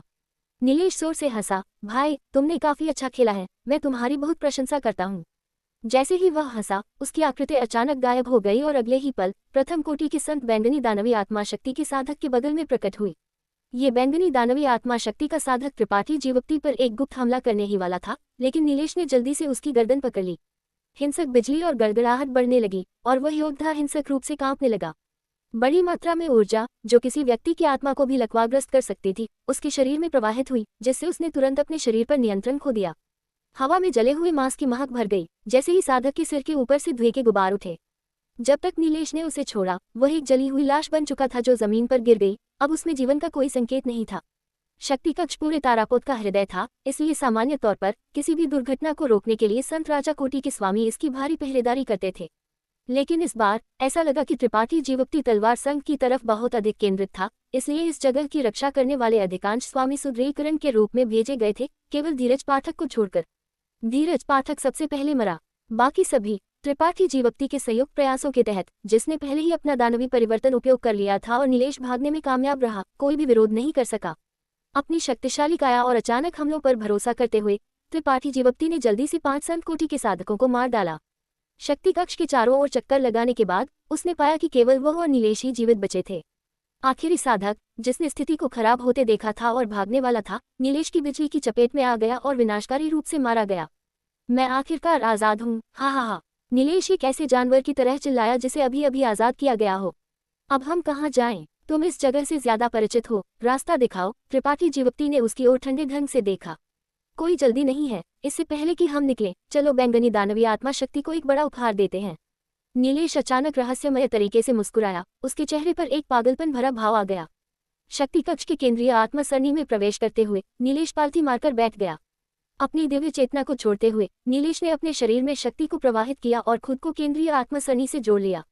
त्रिपाठी जीवप्ती ने एक अजीब भाव के साथ उसकी ओर देखा लेकिन उसे रोका नहीं, बस चुपचाप इंतजार करता रहा। इतने दिनों तक शक्ति कक्ष में फंसे रहने के बाद त्रिपाठी जीवप्ती को भी इस विशाल तारापोत कलाकृति और उस आत्मा सरणी की भूमिका की एक निश्चित समझ हो गई थी जिसमें नीलेश वर्तमान में था। ये केंद्रीय आत्मा सरणी थी जो तारापोत को नियंत्रित कर सकती थी। नीलेश स्पष्ट रूप से इस उच्च कोटि के संत राजा कोटि के तारापोत का उपयोग कुछ करने के लिए करना चाहता था। आत्मा सरणी की नसें जल उठी और तारापोत, जो तारा क्षेत्र में कहीं लंगर डाले हुए था, रुकने से पहले एक पल के लिए धीरे धीरे घूम गया। हे, आज मैं तुम्हें बताऊंगा कि स्वामी नीलेश को धमकाना आसान नहीं है। नीलेश ने अचानक अपनी आंखें खोली, एक हिंसक प्रकाश उनमें चमक उठा जैसे ही उसने अपने शरीर की शक्ति को अपने नीचे की आत्मा सरणी में उंडेल दिया। अगले ही पल तारापोत का बाहरी आवरण हिंसक रूप से हिल गया। प्रकाश की एक विशाल किरण अचानक तारापोत के बाहरी आवरण से निकली, अपने साथ एक विनाशकारी आभा लेकर, और सीधे अराजक युद्ध क्षेत्र की ओर झपट पड़ी। उसी समय त्रिपाठी जीवप्ती ने महसूस किया कि शक्ति कक्ष की आत्मा सरणी में रखे संत मणि में समाहित ऊर्जा एक पल में कम हो गई थी और उनकी मूल रूप से क्रिस्टल जैसी स्पष्ट रोशनी भी काफी मंद हो गई थी। जैसे ही प्रकाश की किरण निकली, तलवार संघ और बैंगनी दानवी आत्मा शक्ति के जो साधक लड़ रहे थे उन्होंने अपना काम बंद कर दिया और अपने सामने बड़ी होती प्रकाश की किरण को डर से घूरने लगे। वे सभी चिल्ला रहे थे जैसे ही उन्होंने घबराहट में भागने के लिए अपनी उड़ान प्रकार की कलाकृतियों का उपयोग करने की कोशिश की, लेकिन बहुत देर हो चुकी थी। प्रकाश की किरण बहुत तेज थी और पलक झपकते ही इन साधकों के सिर के ऊपर गिर गई। पूरी दुनिया अचानक स्पष्ट हो गई। युद्ध की शोरगुल वाली आवाजें और भयंकर टकराव सब इस क्षण रुक गए।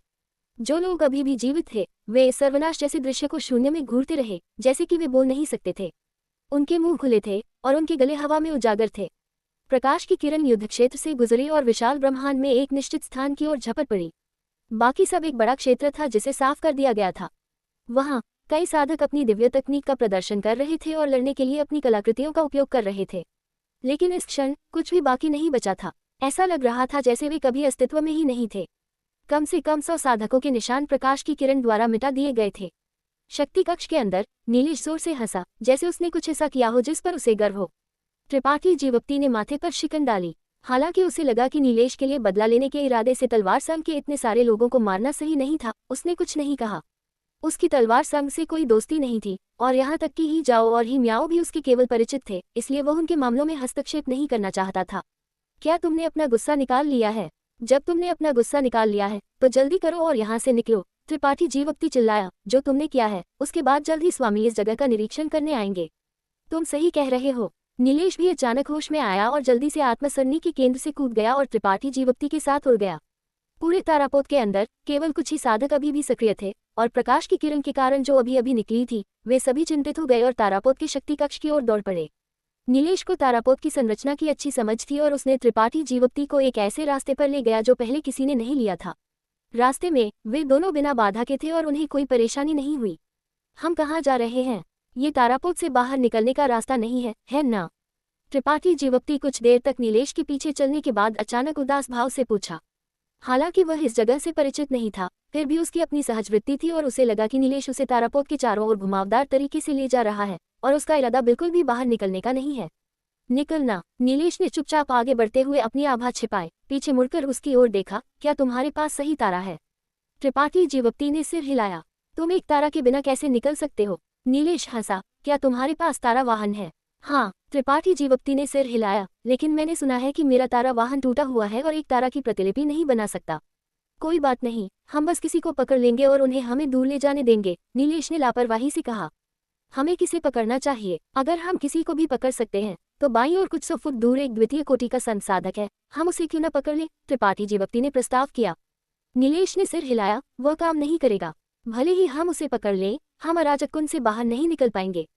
तुम जानते हो कि अगर हम अराजक कुंड में खो गए तो क्या होता है? मेरा लक्ष्य सिर्फ इस तारापोत से भागना नहीं है। त्रिपाठी जीवप्ती का भाव बदल गया जब उसे अचानक एहसास हुआ, तुम इस तारापोत पर नक्शा विशेषज्ञ को पकड़ना चाहते हो। बुद्धिमान लोगों से बात करना आसान होता है। नीलेश मुस्कुराया, मैं उस आदमी को ढूंढना चाहता हूँ। क्या तुम जानते हो कि वह कहाँ रहता है? मुझे उसकी अनुमानित जगह पता है। जहाँ तक हम उसे ढूंढ पाते हैं या नहीं, वह किस्मत पर निर्भर करेगा। त्रिपाठी जीवप्ती ने कुछ नहीं कहा और चुपचाप नीलेश के पीछे पीछे चलता रहा। उसने पहले नीलेश से नक्शा विशेषज्ञों के बारे में सुना था। तारा क्षेत्र के विशाल क्षेत्र में लोगों का एक समूह था जो साधकों को सही उड़ान मार्ग प्रदान करने के लिए तारा क्षेत्र के नक्शे बनाने में विशेषज्ञ थे। इन लोगों को नक्शा विशेषज्ञ कहा जाता था। एक शक्तिशाली नक्शा विशेषज्ञ एक ऐसा तारा बना सकता था जो एक साधक को तारा क्षेत्र में संभावित खतरों से ठीक से बचने की अनुमति देगा, जिससे वे उस स्थान तक आसानी से पहुंच सके जहां वे जाना चाहते थे।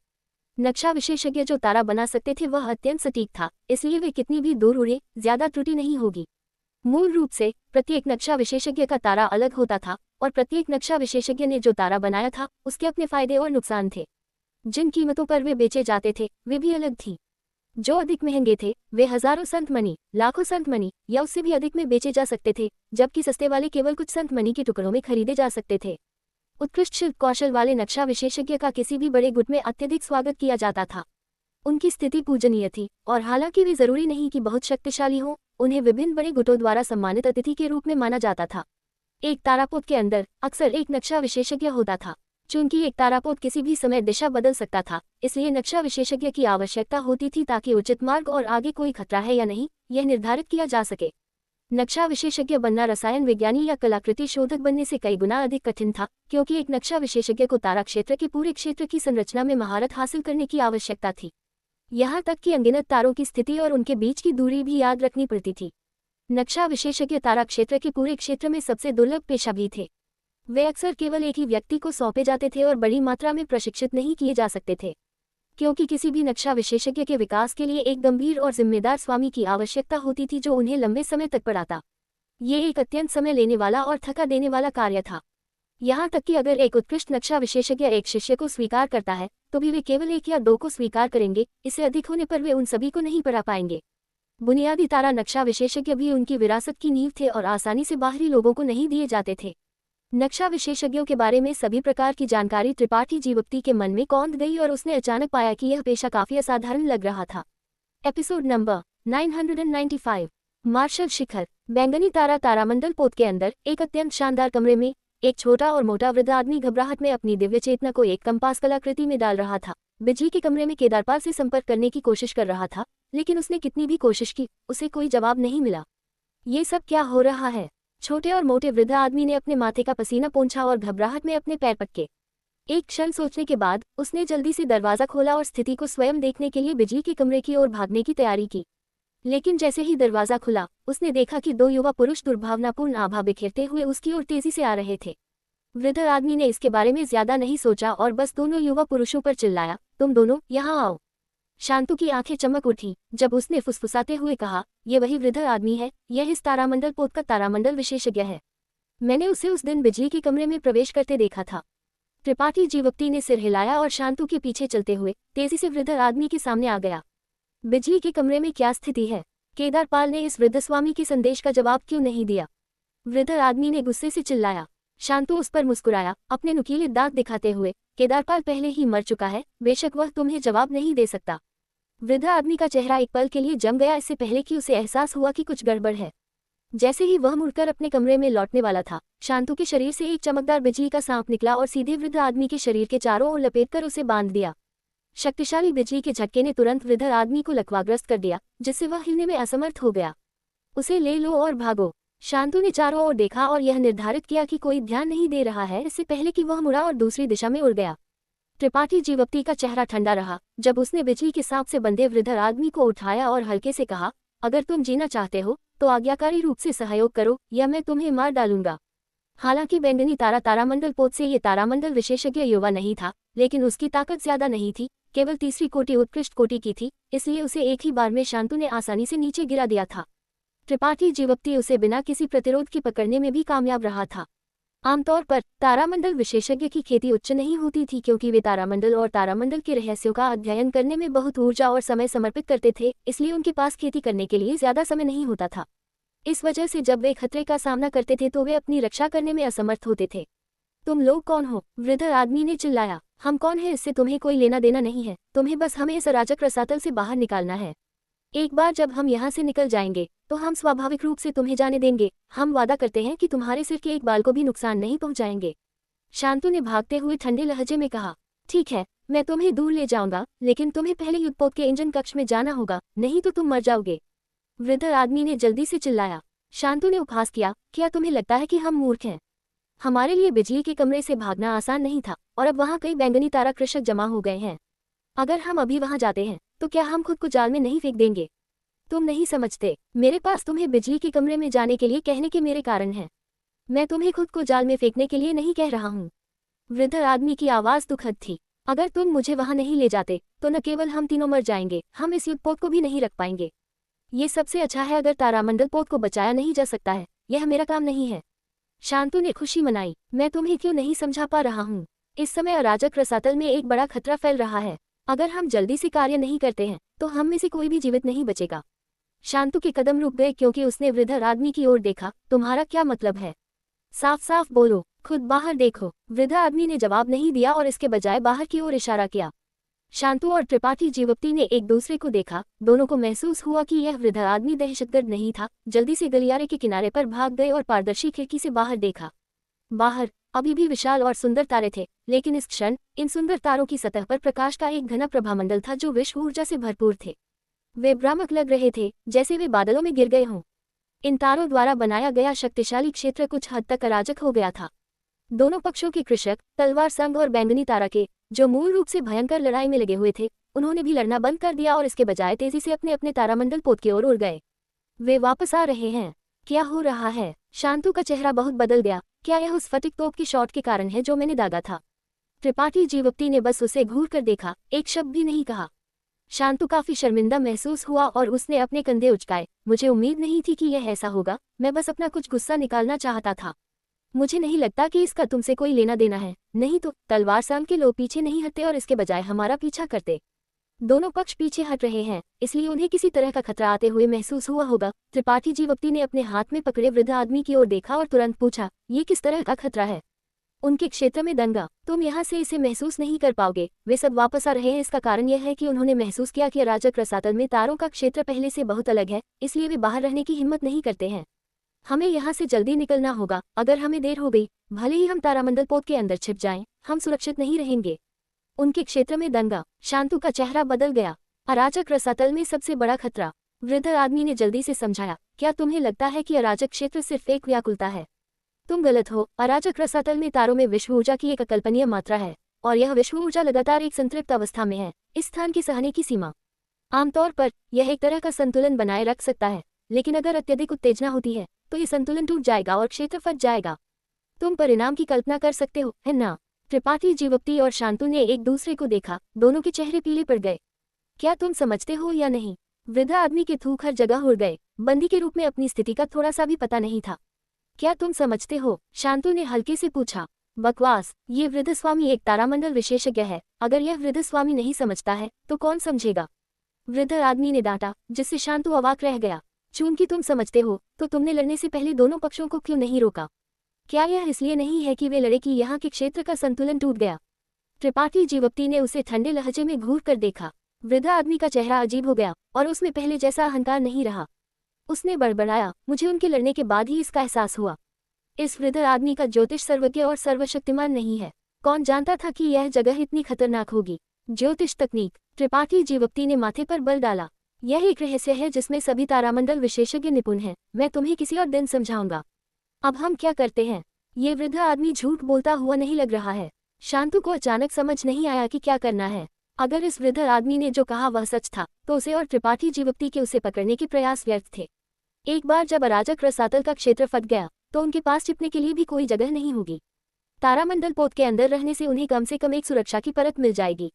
ये एक संत राजा कोटि उच्चपद तारामंडल पोत था। हालांकि बैंगनी तारा के कई स्वामी तारामंडल पोत पर लौटने वाले थे, इसलिए यहाँ रहना एक सही समाधान नहीं था। तुम्हारे पास एक विचार है, क्या तुम्हारे विचार बहुत फुर्तीले नहीं हैं? शांतु ने त्रिपाठी जीवप्ती को जलती हुई आंखों से देखा। उम्मीद थी कि वह बचने का रास्ता बता सकता है। बैंगनी तारा में इस तारामंडल विशेषज्ञ की क्या स्थिति है? त्रिपाठी जीवप्ती ने अचानक पूछा। उसकी स्थिति बहुत ऊंची है। शांतु ने वृद्ध आदमी की ओर देखा। महागुरु वुसुओ बैंगनी तारा के सभी तारामंडल विशेषज्ञ में शीर्ष 3 में शुमार है। वह हमेशा अन्य महान ताकतों द्वारा बहुत मांगे जाने वाले व्यक्ति रहे हैं। तुम इस वृद्ध स्वामी को जानते हो? वृद्ध आदमी ने शांतु को आश्चर्य से देखा। मैंने तुम्हारे बारे में सुना है, शांतु मुस्कुराया। चलो बिजली के कमरे में चलते हैं, त्रिपाठी जीवक्ति ने जल्दी से कहा।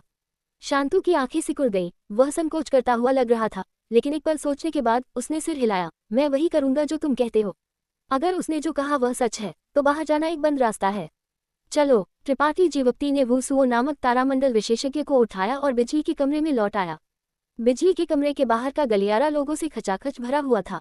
अराजक रसातल युद्धक्षेत्र से लौटे कृषक और तारामंडल पोत पर पीछे छूट गए लोग सभी भागकर आ गए थे। वे सभी जानना चाहते थे कि स्फटिक तोप ने अभी क्यों फायर किया था, जिसने न केवल इतने सारे दुश्मनों को मारा बल्कि अपने लोगों को भी मारा। वे सभी बहुत क्रोधित थे क्योंकि अगर वे अभी दुर्भाग्यशाली होते तो वे मारे जाने वाले हो सकते थे। लेकिन बिजली के कमरे के अंदर की स्थिति जानने के बाद उनका गुस्सा तुरंत बुझ गया। बिजली के कमरे के अंदर कोई जीवित नहीं बचा था। केदारपाल और 1 दर्जन अन्य संत कोटि कृषक सभी एक अज्ञात दुश्मन द्वारा मारे गए थे। बिजली के कमरे के अंदर ब्रोकेड वस्त्रों में एक मध्यम आयु वर्ग का व्यक्ति अपने हाथों को पीठ के पीछे बांधकर खड़ा था। उसका चेहरा गंभीर था। उसकी ठंडी आंखों ने बिजली के कमरे के अंदर की स्थिति पर झाड़ू लगाए इससे पहले कि वो 2 जोड़ी बेड़ियों पर रुक गया जो खुली थी और ठंडे लहजे में सांस ली। निकम्मा। अपनी दृष्टि से वह स्वाभाविक रूप से देख सकता था कि केदारपाल कैसे मरा था। हालांकि वह ठीक नहीं जानता था कि यहाँ क्या हुआ था, वह सामान्य स्थिति का अनुमान लगा सकता था। बेड़ियों में जकड़े कृषक ने एक हताश जवाबी हमला शुरू किया था। केदारपाल की लापरवाही का फायदा उठाकर उसे मार डाला, चाबी छीन ली और अपने साथियों को रिहा कर दिया, जिससे बिजली के कमरे के अंदर एक खूनी तूफान शुरू हो गया। सभी को मारने के बाद भाग निकले दोनों छोटे चूहों ने तारामंडल पोत पर नियंत्रण कर लिया और युद्ध क्षेत्र पर एक स्फटिक तोप दागी, जिससे बैंगनी तारा कृषक को भारी नुकसान हुआ। केदारपाल, वह निकम्मा, उसकी मौत का अफसोस करने लायक नहीं है। मध्यम आयु वर्ग का आदमी बेहद गुस्से में था। जैसे ही वह भागे हुए कृषक की तलाश करने का आदेश देने वाला था, बिजली के कमरे के बाहर से अचानक एक कठोर आवाज आई, तुम कौन हो? जल्दी से महागुरु वुसुओ को छोड़ दो, नहीं तो तुम पीड़ित होगे। मध्यम आयु वर्ग के आदमी का चेहरा ठंडा पड़ गया जब उसने बाहर देखा। दूसरी तरफ से एक कुछ हद तक सन की आवाज आई, रास्ता दो एंड कुछ भी करने के बारे में सोचना भी मत। अगर तुमने कोई कदम उठाया तो तुम्हारे महागुरु वुसुओ खत्म हो जाएंगे। एक पल बाद 3 लोगों का एक समूह बिजली के कमरे के अंदर दिखाई दिया।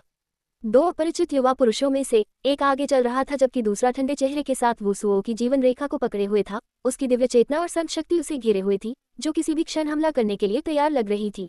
मध्यम आयु वर्ग के आदमी की आंखें सिकुड़ गईं जब उसने चिल्लाया, तुम वापस आने की हिम्मत करते हो? हालांकि उसने पहले कभी त्रिपाठी जीवक्ति और शांतु को नहीं देखा था, मध्यम आयु वर्ग के आदमी को यकीन था कि ये दोनों छोटे चूहे बिजली के कमरे से भाग गए थे और दर्जनों बैंगनी तारा कृषक को मारने के लिए स्फटिक तोप दागी थी।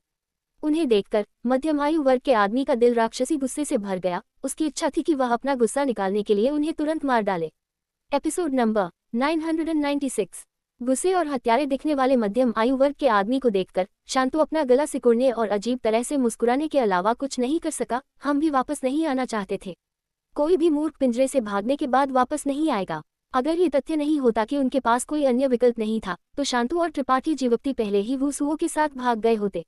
महागुरु, आप आराम कर सकते हैं। मेरे यहाँ रहते हुए कोई भी आपको चोट पहुंचाने की हिम्मत नहीं करेगा। मध्यम आयु वर्ग के आदमी ने वुसुओ को देखा और उसे सांत्वना दी। अगर तुम कुछ भी अजीब करने की कोशिश करते हो तो मैं उसे तुरंत मार दूंगा। त्रिपाठी जीवक्ति की संत शक्ति और दिव्य चेतना फटने के लिए तैयार थी क्योंकि उसने ठंडे लहजे में अपनी आंखों को चारों ओर घुमाया। छोटे बच्चे, तुम हिम्मत करते हो। मध्यम आयु वर्ग के आदमी का रंग बदल गया, उसके चेहरे पर हिचकिचाहट का भाव दिखाई दिया। दूसरी ओर वुसुओ, जिसे त्रिपाठी जीवक्ति पकड़े हुए था, ने अपना हाथ बढ़ाया और जल्दी से कहा, लुइस, चलो अपनी शिकायतों को अभी के लिए अलग रखते हैं। मेरे लिए इन दोनों को बिजली के कमरे में लाने के लिए मनाना आसान नहीं था। अब हमारे लिए सबसे महत्वपूर्ण बात है कि हम जल्द से जल्द यहाँ से निकल जाएं। उसे यह कहते हुए सुनकर लुइस का भाव भी गंभीर हो गया। बाहर का क्षेत्र कुछ बदलावों से गुजरता हुआ प्रतीत होता है। महागुरु, क्या हो रहा है? क्षेत्र फटने वाला है। जल्दी से तारामंडल पोत को मुड़ने के लिए नियंत्रित करें। वुसुओ ने त्रिपाठी जीवक्ति की ओर मुड़ने और कहने से पहले आदेश दिया, लड़के, अगर तुम जीना चाहते हो तो मुझे तारामंडल व्यूह में ले जाओ। त्रिपाठी जीवक्ति ने सिर हिलाया और उसके निर्देशों का पालन किया। बिजली के कमरे के एक कोने में चला गया। शांतु ने सावधानी से चारों ओर देखते हुए उसका बारीकी से पालन किया।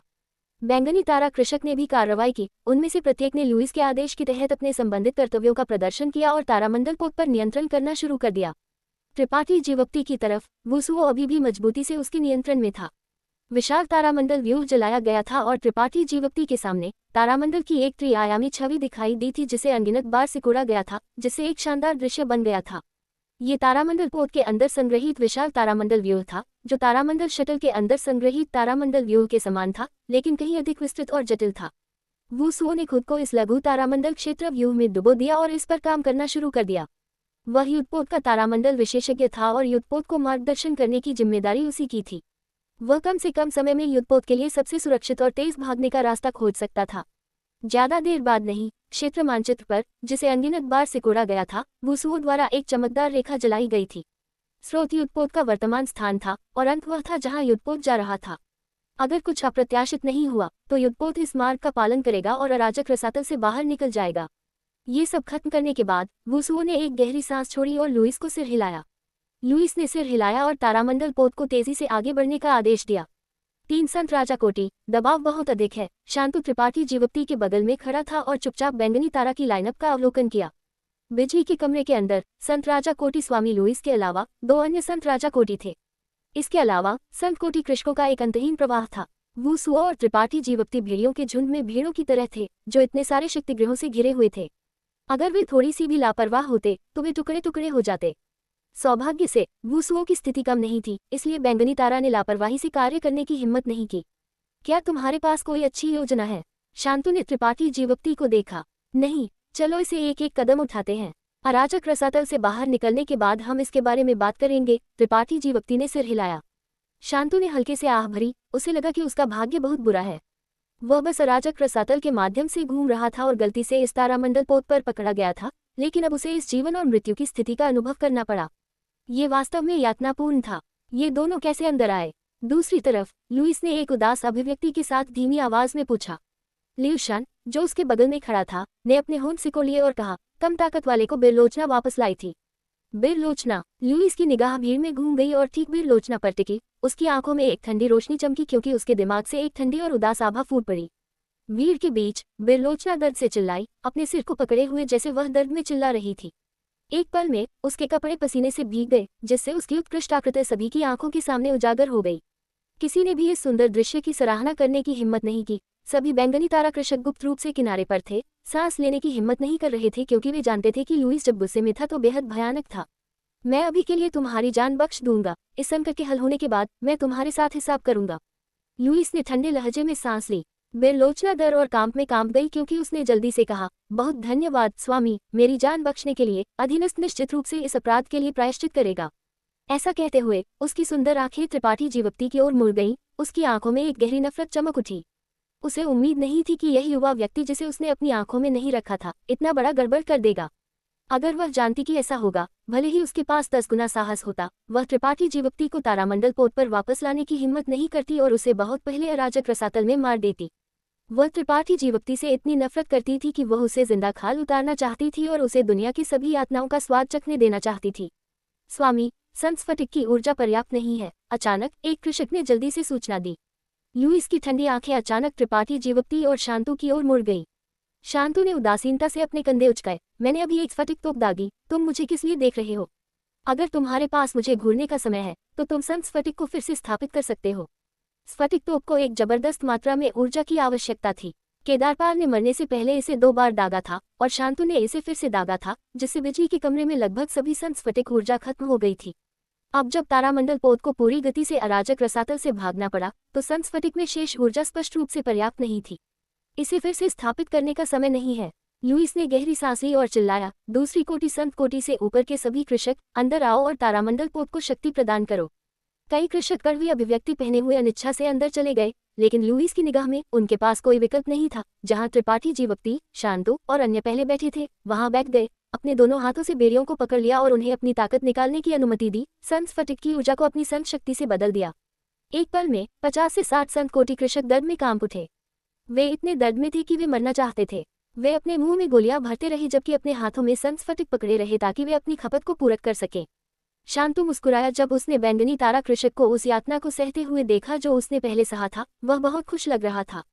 50 to 60 कृषकों द्वारा ऊर्जा प्रदान करने के साथ तारामंडल पोत की गति में काफी वृद्धि हुई, लेकिन अगले ही पल एक जोरदार गूंज के साथ तारामंडल पोत की गति अचानक धीमी हो गई। इतना ही नहीं, ऐसा लग रहा था कि एक जबरदस्त बल तारामंडल पोत पर खींच रहा है, जिससे उसे आगे बढ़ने से रोका जा रहा है। इस बल के प्रभाव में तारामंडल पोत तेजी से पीछे हटने लगा। बहुत देर हो गई, बहुत देर हो गई। वुसुओ का चेहरा पीला पड़ गया क्योंकि उसका शरीर छलनी की तरह काम कर रहा था, अनजाने में बड़बड़ा रहा था, अब सब खत्म हो गया है।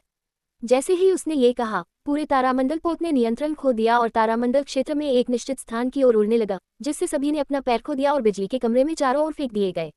बाहर देखो, किसी ने अचानक चिल्लाया। त्रिपाठी जीवप्ती की आंखें सिकुड़ गई क्योंकि उसके दिल की गहराई में एक अनियंत्रित आतंक भर गया।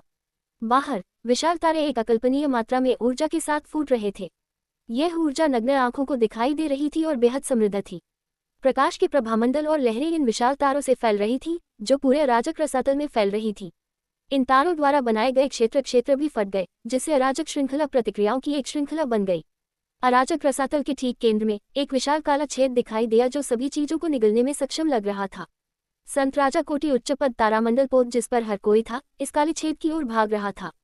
ये काला छेद एक महान जानवर के मुंह की तरह था, जो उसे पूरा निगलने के लिए तैयार था। मौत की आभा को महसूस करते हुए, चाहे वह उत्कृष्ट कोटि, संत कोटि या संत राजा कोटि हो, उन सभी को एहसास हुआ कि वे इस क्षण कितने छोटे और महत्वहीन थे। इस काले छेद के सामने कोई भी गारंटी नहीं दे सकता था कि वे सुरक्षित होंगे। लुईस चिल्लाया क्योंकि उसने बैंगनी तारा कृषक को तारामंडल पोत को स्थिर करने का आदेश देने की कोशिश की, लेकिन कोई फायदा नहीं हुआ। तो यह अराजक रसातल का असली खतरा है। इस महत्वपूर्ण क्षण में शांतु ने अचानक त्रिपाठी जीवप्ती से कहा, कोई आश्चर्य नहीं कि कोई इसके बारे में नहीं जानता। एक बार जब आप इस तरह के खतरे को देखते हैं, तो आप केवल मौत का इंतजार कर सकते हैं। मौत का इंतजार। त्रिपाठी जीवप्ती ने उस पर नजर डाली और ठंडे लहजे में सांस ली। मैं बस यहाँ बैठकर मौत का इंतजार नहीं करूंगा। हे नहीं, मैं करूंगा। अरे, क्या वह तलवार संघ का तारामंडल पोत नहीं है? शांतु ने खिड़की से बाहर इशारा किया और चिल्लाया। त्रिपाठी जीवप्ती ने उस दिशा में देखा और अचानक अवाक रह गया। बैंगनी तारा का तारामंडल पोत काले छेद द्वारा खींचा जा रहा था और तेजी से उसकी ओर भाग रहा था। तलवार संघ का तारामंडल पोत भी कोई अपवाद नहीं था। ये तारामंडल पोत लगातार घूम रहा था क्योंकि ये त्रिपाठी जीवप्ती की ओर उड़ रहा था। जैसे ही यह घूमता था, तारामंडल पोत के बाहर की मजबूत सामग्री लगातार छील रही थी और काले छेद में चूसी जा रही थी। त्रिपाठी जीवप्ती ने अनुमान लगाया कि वह जिस तारामंडल पोत पर था, वह उसी स्थिति में था। दोनों तारामंडल पोत मूल रूप से अलग अलग दिशाओं में भाग रहे थे, लेकिन उनमें से कोई भी सफल नहीं हुआ। दोनों को पिन कर दिया गया। अगर चीजें इस तरह जारी रहीं, तो इससे पहले कि वे काले छेद द्वारा निगल लिए जाते, दोनों तारामंडल पोत टकरा जाएंगे। उस तरह की आपदा निश्चित रूप से विनाशकारी होगी।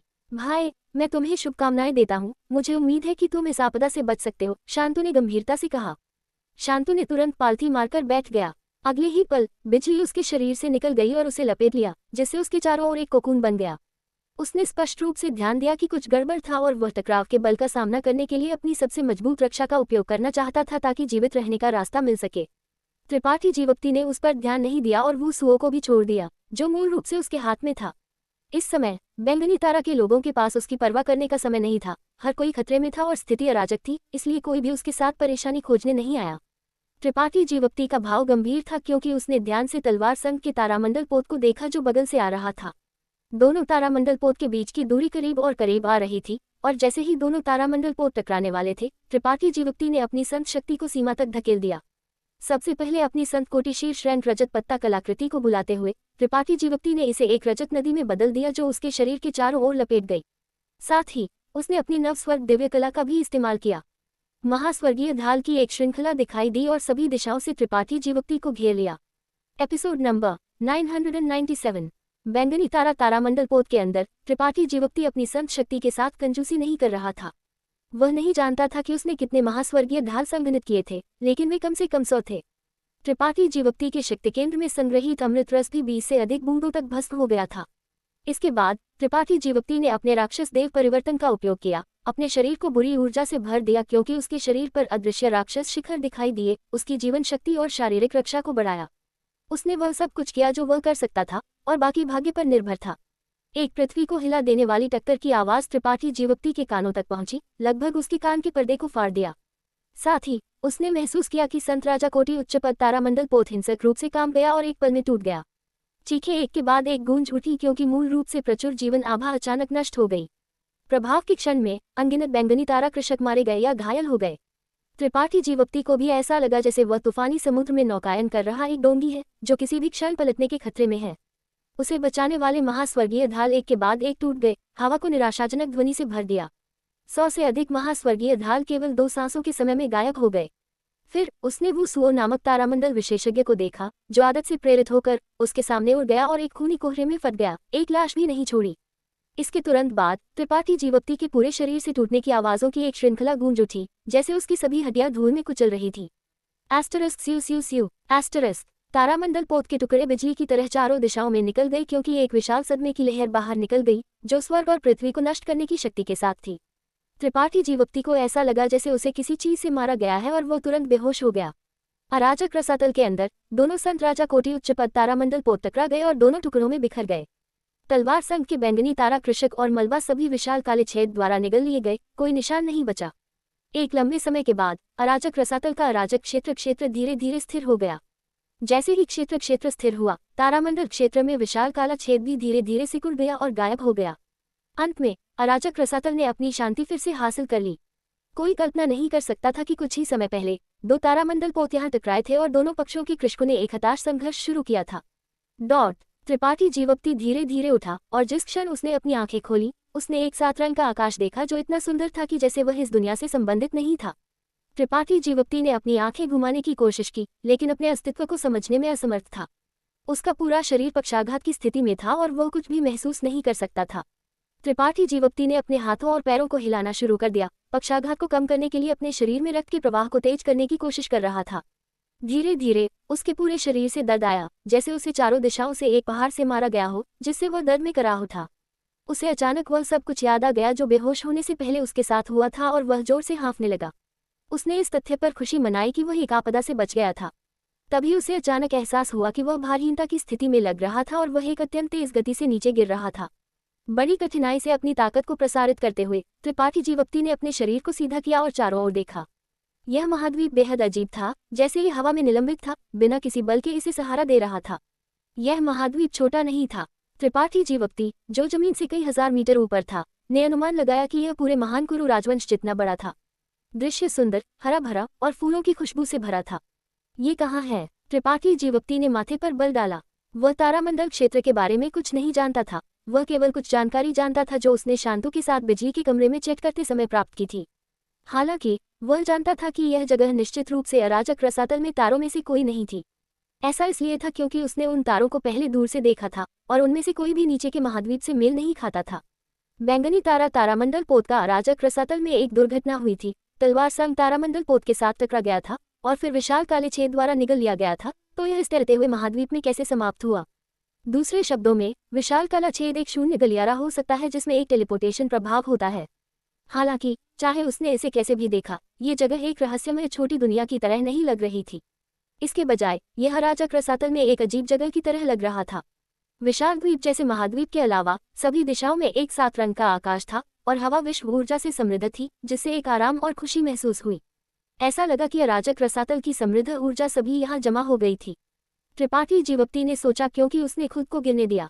थोड़ी देर बाद उसे अचानक एहसास हुआ कि उसकी स्थिति अच्छी नहीं थी। वह उस विनाशकारी आपदा से बच सकता था, इसलिए स्वाभाविक रूप से बैंगनी तारा के स्वामी भी ऐसा कर सकते थे। जब वह विचार में खो गया था तो उसके पास एक के बाद एक कई लोग जाग गए, जो खाली आंखों से चारों ओर देख रहे थे। उनमें बिर लोचना नामक सुंदर महिला भी थी। त्रिपाठी जीवप्ती ने गुप्त रूप से तारामंडल पोत के मलबे के एक टुकड़े के पीछे अपने शरीर को छिपा लिया और शांतु की तलाश शुरू कर दी। जिस बात ने उसे पछतावा महसूस कराया वह ये थी कि उसे शांतु नहीं मिला। नहीं वह जानता था कि वह आपदा से बचा था या नहीं। आकाश में कई लोगों ने प्रकाश की लकीरें स्थापित की और अपने साथियों को बचाने लगे जो अभी भी जीवित थे। अन्य लोगों ने इस तथ्य का फायदा उठाया कि उनके दुश्मन अभी भी बेहोश थे, ताकि उन्हें हमेशा के लिए गहरी नींद में भेज दिया जा सके। कुछ जगहों पर छोटे पैमाने की लड़ाई पहले ही छिड़ चुकी थी। बैंगनी तारा और तलवार संघ के लोग सभी एक ही स्थान पर गिर गए थे, इसलिए स्वाभाविक रूप से वे अच्छी तरह से नहीं मिलेंगे। त्रिपाठी जीवप्ती ने इस अवसर का फायदा उठाया और भाग गया। इस जगह से जितना संभव हो सके दूर जाने की कोशिश कर रहा था। लेकिन जैसे ही उसका आंकड़ा उजागर हुआ, उसके कान में एक घबराया हुआ और उग्र चिल्लाहट गूंज उठी, छोटे कमीने, तुम कहाँ जा रहे हो? बिर लोचना ने अपनी आंखें खोलते ही सबसे पहले त्रिपाठी जीवप्ती की तलाश की।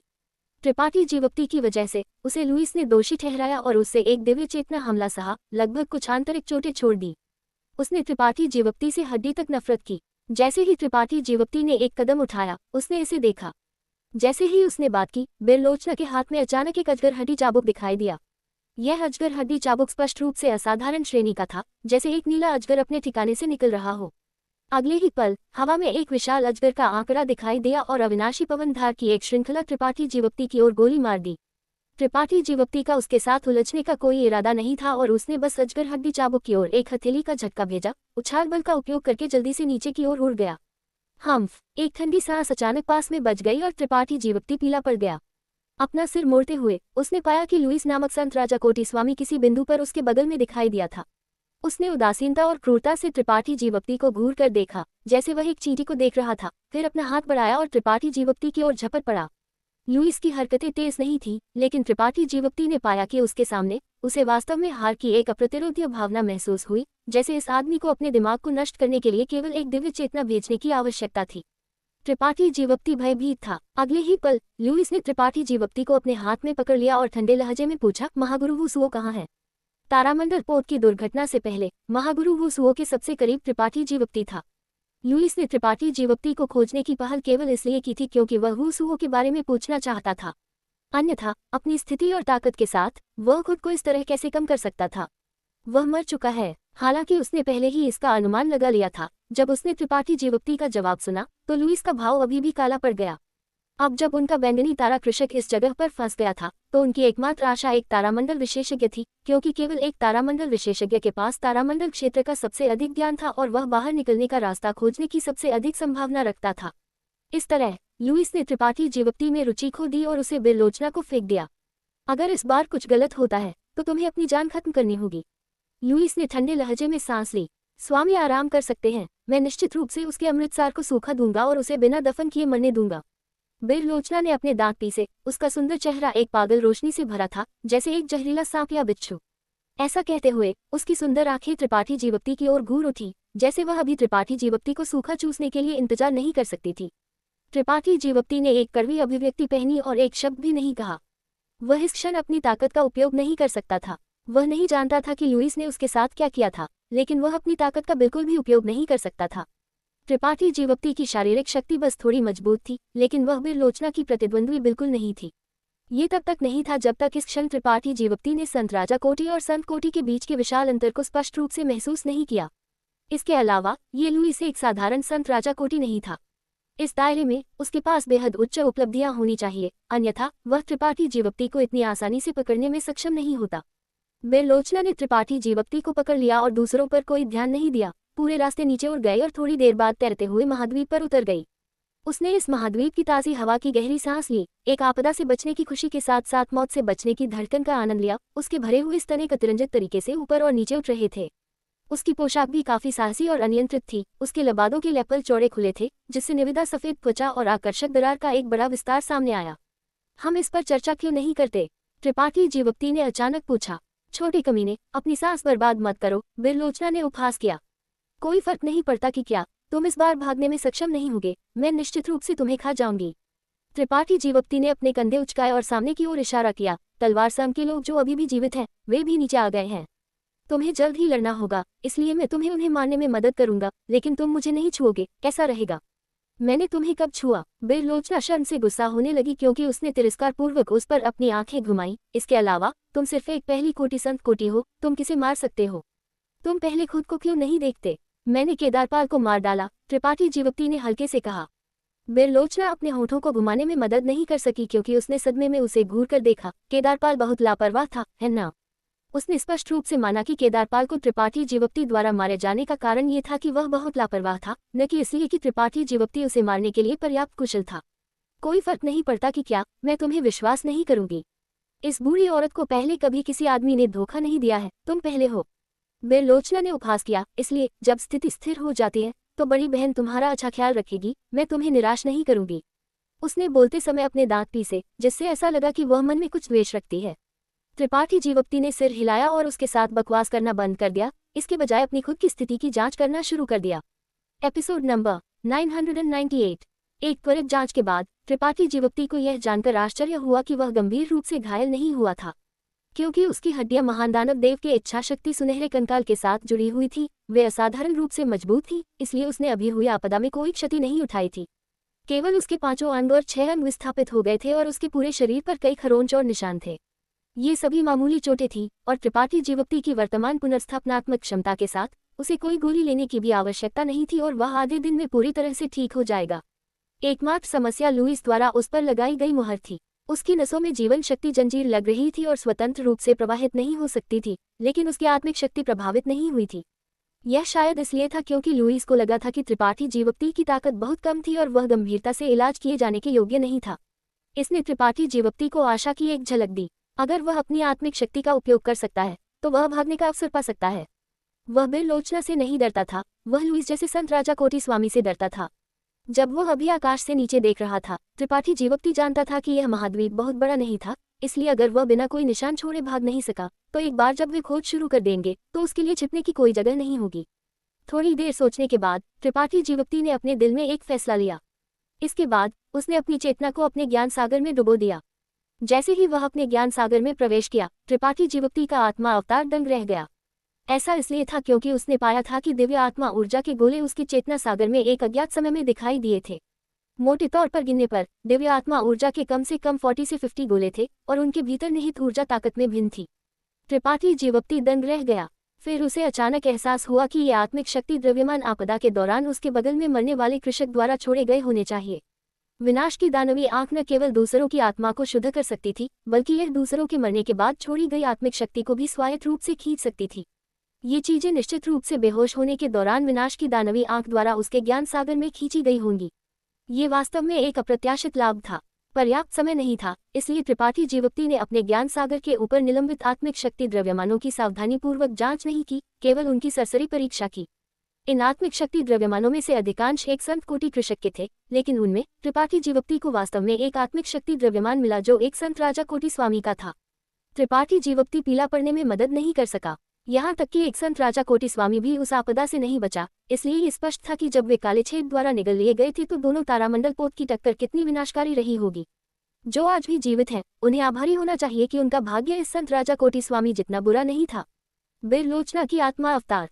इन आत्मिक शक्ति द्रव्यमानों के आत्मिक शक्ति द्रव्यमानों, इसलिए वह केवल इंतजार कर सकता था और इंतजार कर सकता था जब तक कि उसे बाद में उन्हें अवशोषित करने का अवसर नहीं मिला। एक संत राजा कोटि कृषक के स्वर्ग के मार्ग और मार्शल शिखर की समझ कुछ ऐसी थी जिसे त्रिपाठी जीवोक्ति देखने के लिए उत्सुक था। जब त्रिपाठी जीवोक्ति अवतार त्रिपाठी जीवोक्ति का, वह तारामंडल का और तारामंडल क्षेत्र का था। बैंगनी तारा के कृषक और तलवार संघ के कृषक 3 या 4 के समूहों में उलझे हुए थे। उनमें से कोई भी अभी तक आपदा से उबर नहीं पाया था और अब वे दूसरी तरफ अपना गुस्सा निकाल रहे थे, कड़वे अंत तक लड़ रहे थे। लुईस भी एक गरिमापूर्ण और परिपक्व सुंदर महिला द्वारा उलझा हुआ था।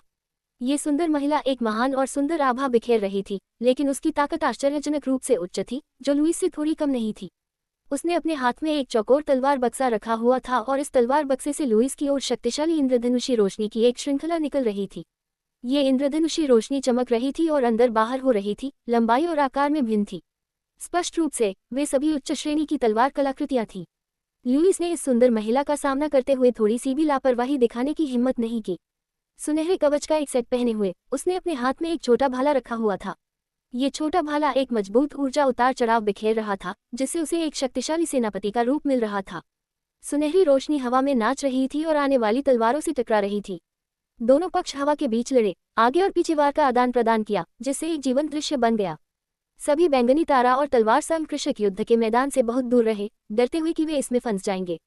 त्रिपाठी जीवोक्ति की आंखें युद्ध के मैदान के चारों ओर घूम रही थी, भागने का अवसर खोजने की कोशिश कर रही थी। चारों ओर देखते हुए वह बिरलोचना की ओर मुड़ा और पूछा, वे वास्तव में लड़ रहे हैं, क्या तुम्हें मदद करने की आवश्यकता नहीं है? बिरलोचना ने उस पर नजर डाली और खिलखिलाकर हंस पड़ी, तुम भागने का मौका ढूंढना चाहते हो? मेरी ताकत सील कर दी गई है, मैं कहाँ भाग सकता हूँ? चिंता मत करो, बस लड़ने जाओ, मैं यहाँ तुम्हारा इंतजार करूंगा। तुम्हारे जैसी महिला, मैं भी स्वाद लेना चाहता हूँ कि यह कैसा लगता है।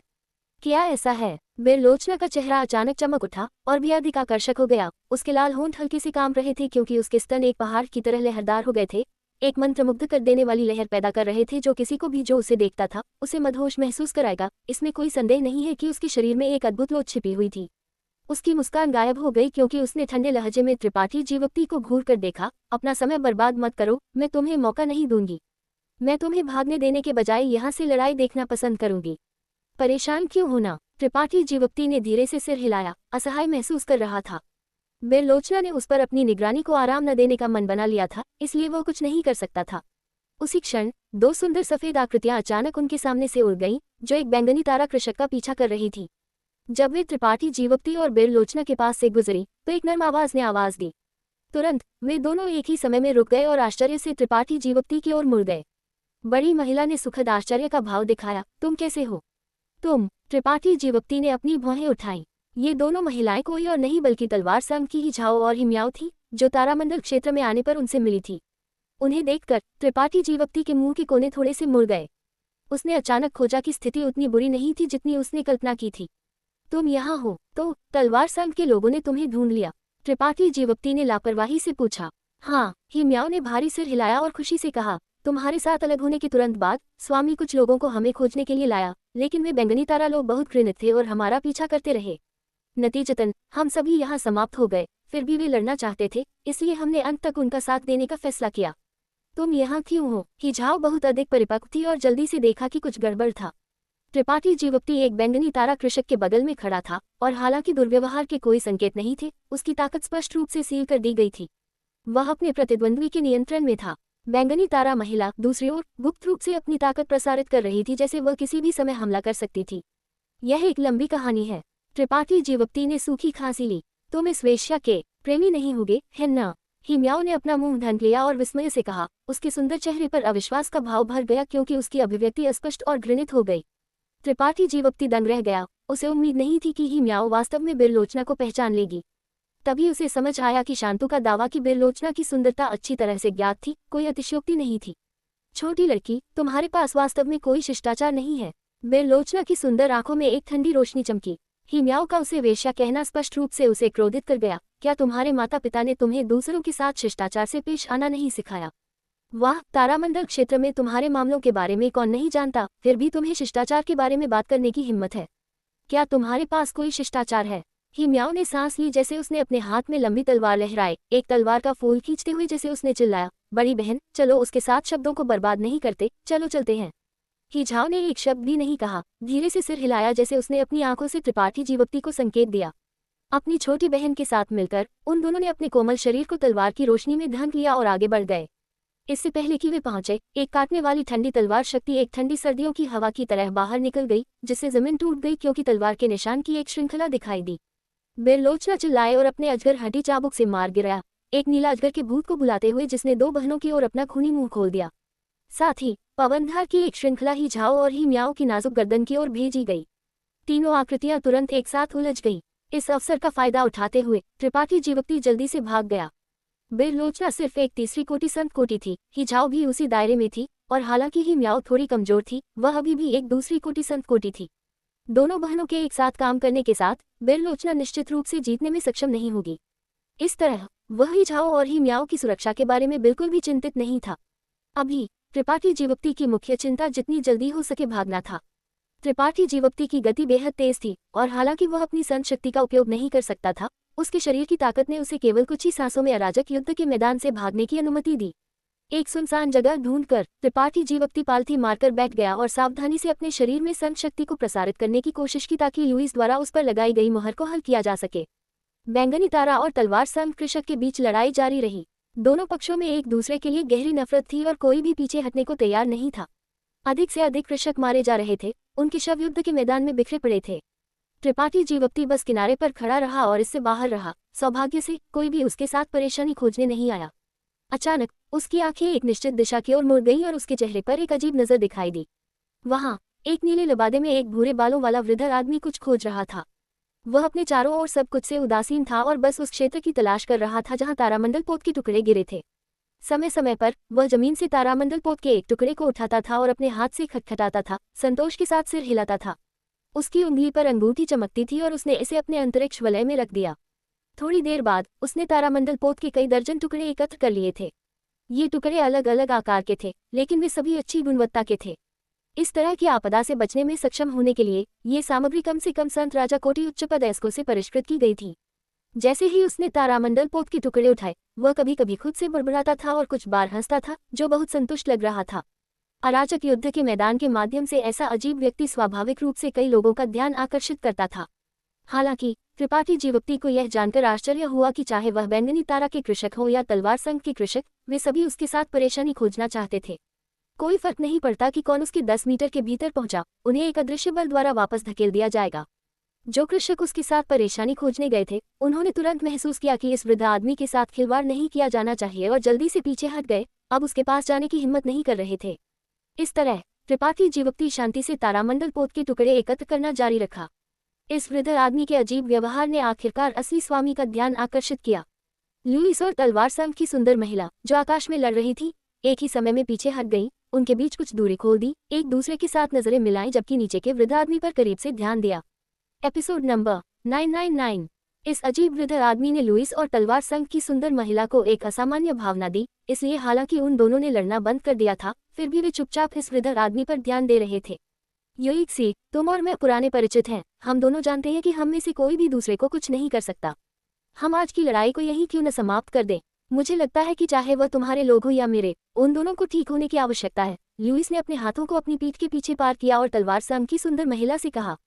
युइक्सी नामक सुंदर महिला एक पल के लिए हिचकिचाई, इससे पहले कि वह धीरे से सिर हिलाया। ठीक है, मुझे पता था कि तुम बात करने में आसान होगी। लुईस हंसा, अपने सुनहरे कवच और अपने छोटे भाले को दूर रखने में पहल की, माथे पर बल डालते हुए कहा, युइक्सी, मेरे पास एक सवाल है जो मुझे पूछना है।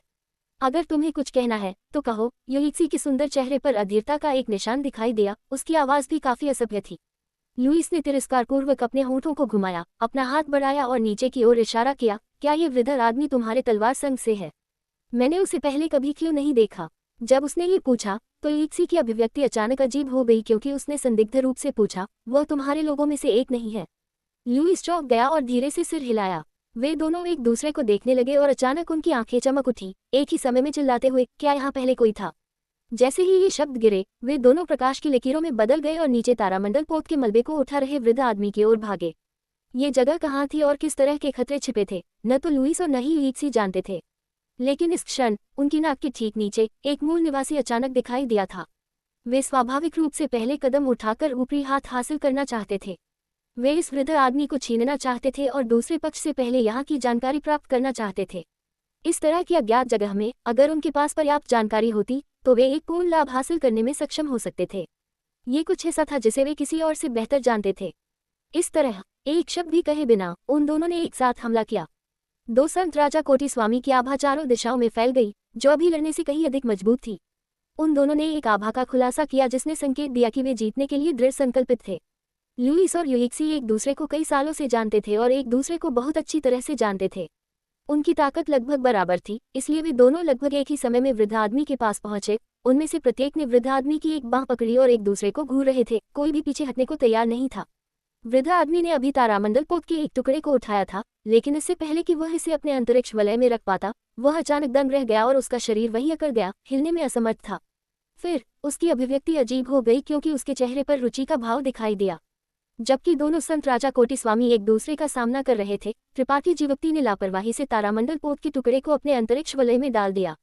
इस अजीब कार्रवाई ने लुईस और युइक्सी को एक ही समय में दंग कर दिया, लेकिन अगले ही पल उन्हें एहसास हुआ कि कुछ गड़बड़ था। ये वृद्ध आदमी या तो एक पागल था या एक बहुत सक्षम व्यक्ति था जिसे उन दोनों की बिल्कुल भी परवाह नहीं थी। उसने उन्हें अपनी आंखों में बिल्कुल भी नहीं रखा, बाद वाला अधिक संभावना थी।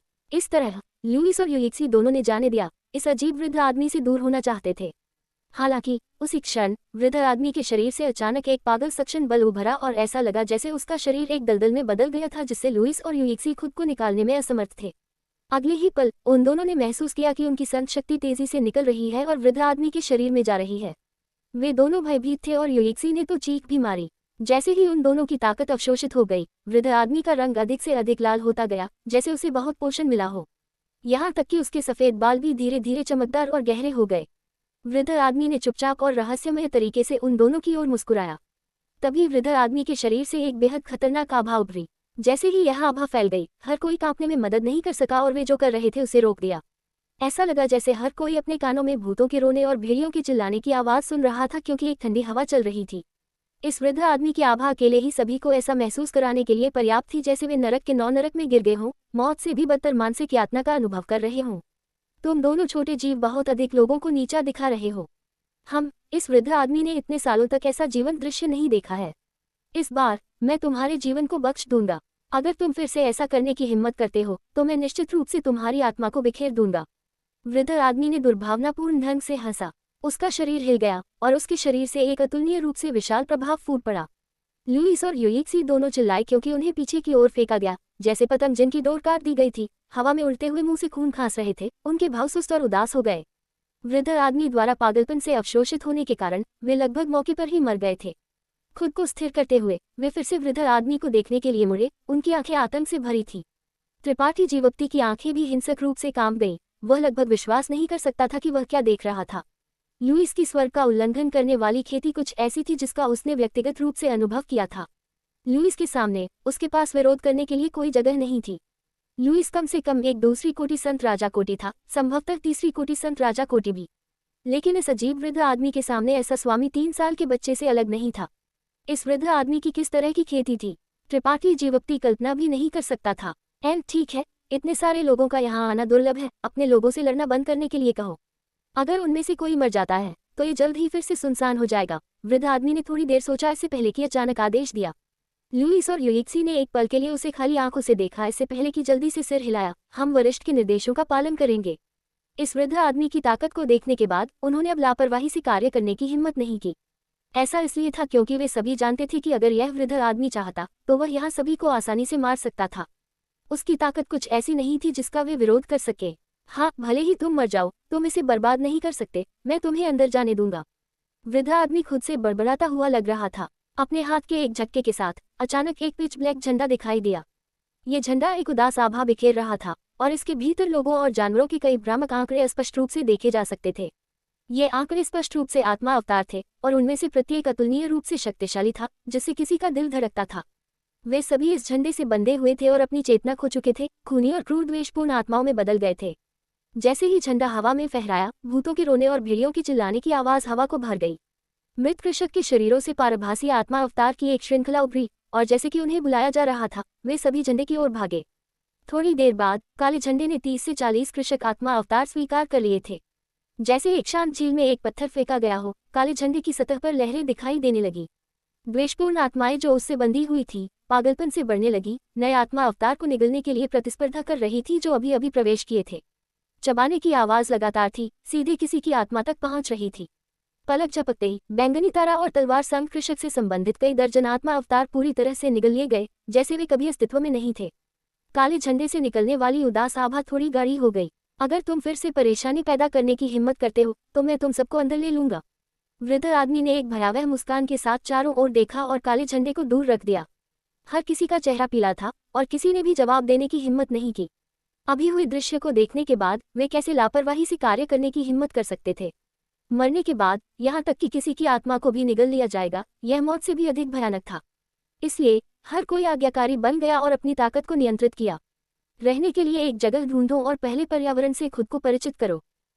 मुझे तुम्हें बताना होगा कि यहाँ कोई खतरा नहीं है और वहाँ बहुत सारे संसाधन और विश्व ऊर्जा है जो खेती के लिए बहुत उपयुक्त है। उस पहाड़ के 50 किलोमीटर के भीतर मत जाओ, वह जगह है जहाँ यह वृद्ध स्वामी रहता है और जो कोई भी पास आने की हिम्मत करेगा उसे परिणाम भुगतना होगा। वृद्ध आदमी ने फिर पास की एक पहाड़ की चोटी की ओर इशारा किया और अंतहीन रूप से बात की जैसे उसने कई सालों तक बात नहीं की थी। तभी वह दूर तैर गया और पलक झपकते ही गायब हो गया। उसके लंबे समय तक जाने के बाद भी किसी ने भी कोई कदम उठाने की हिम्मत नहीं की। हर कोई अपनी जगह पर जमा हुआ था। हर किसी का दिल हिंसक रूप से धड़क रहा था और लोग लगातार अपनी लार निगल रहे थे। लुइस और युइक्सी एक महान दूरी से एक दूसरे को घूरते रहे, थोड़ी देर के लिए वाक रहे। तुरंत उन्होंने गोलियां निकाली और उन्हें अपने मुंह में भर लिया, इससे पहले कि संस फटिक निकाला और अपनी ताकत बहाल करना शुरू कर दिया।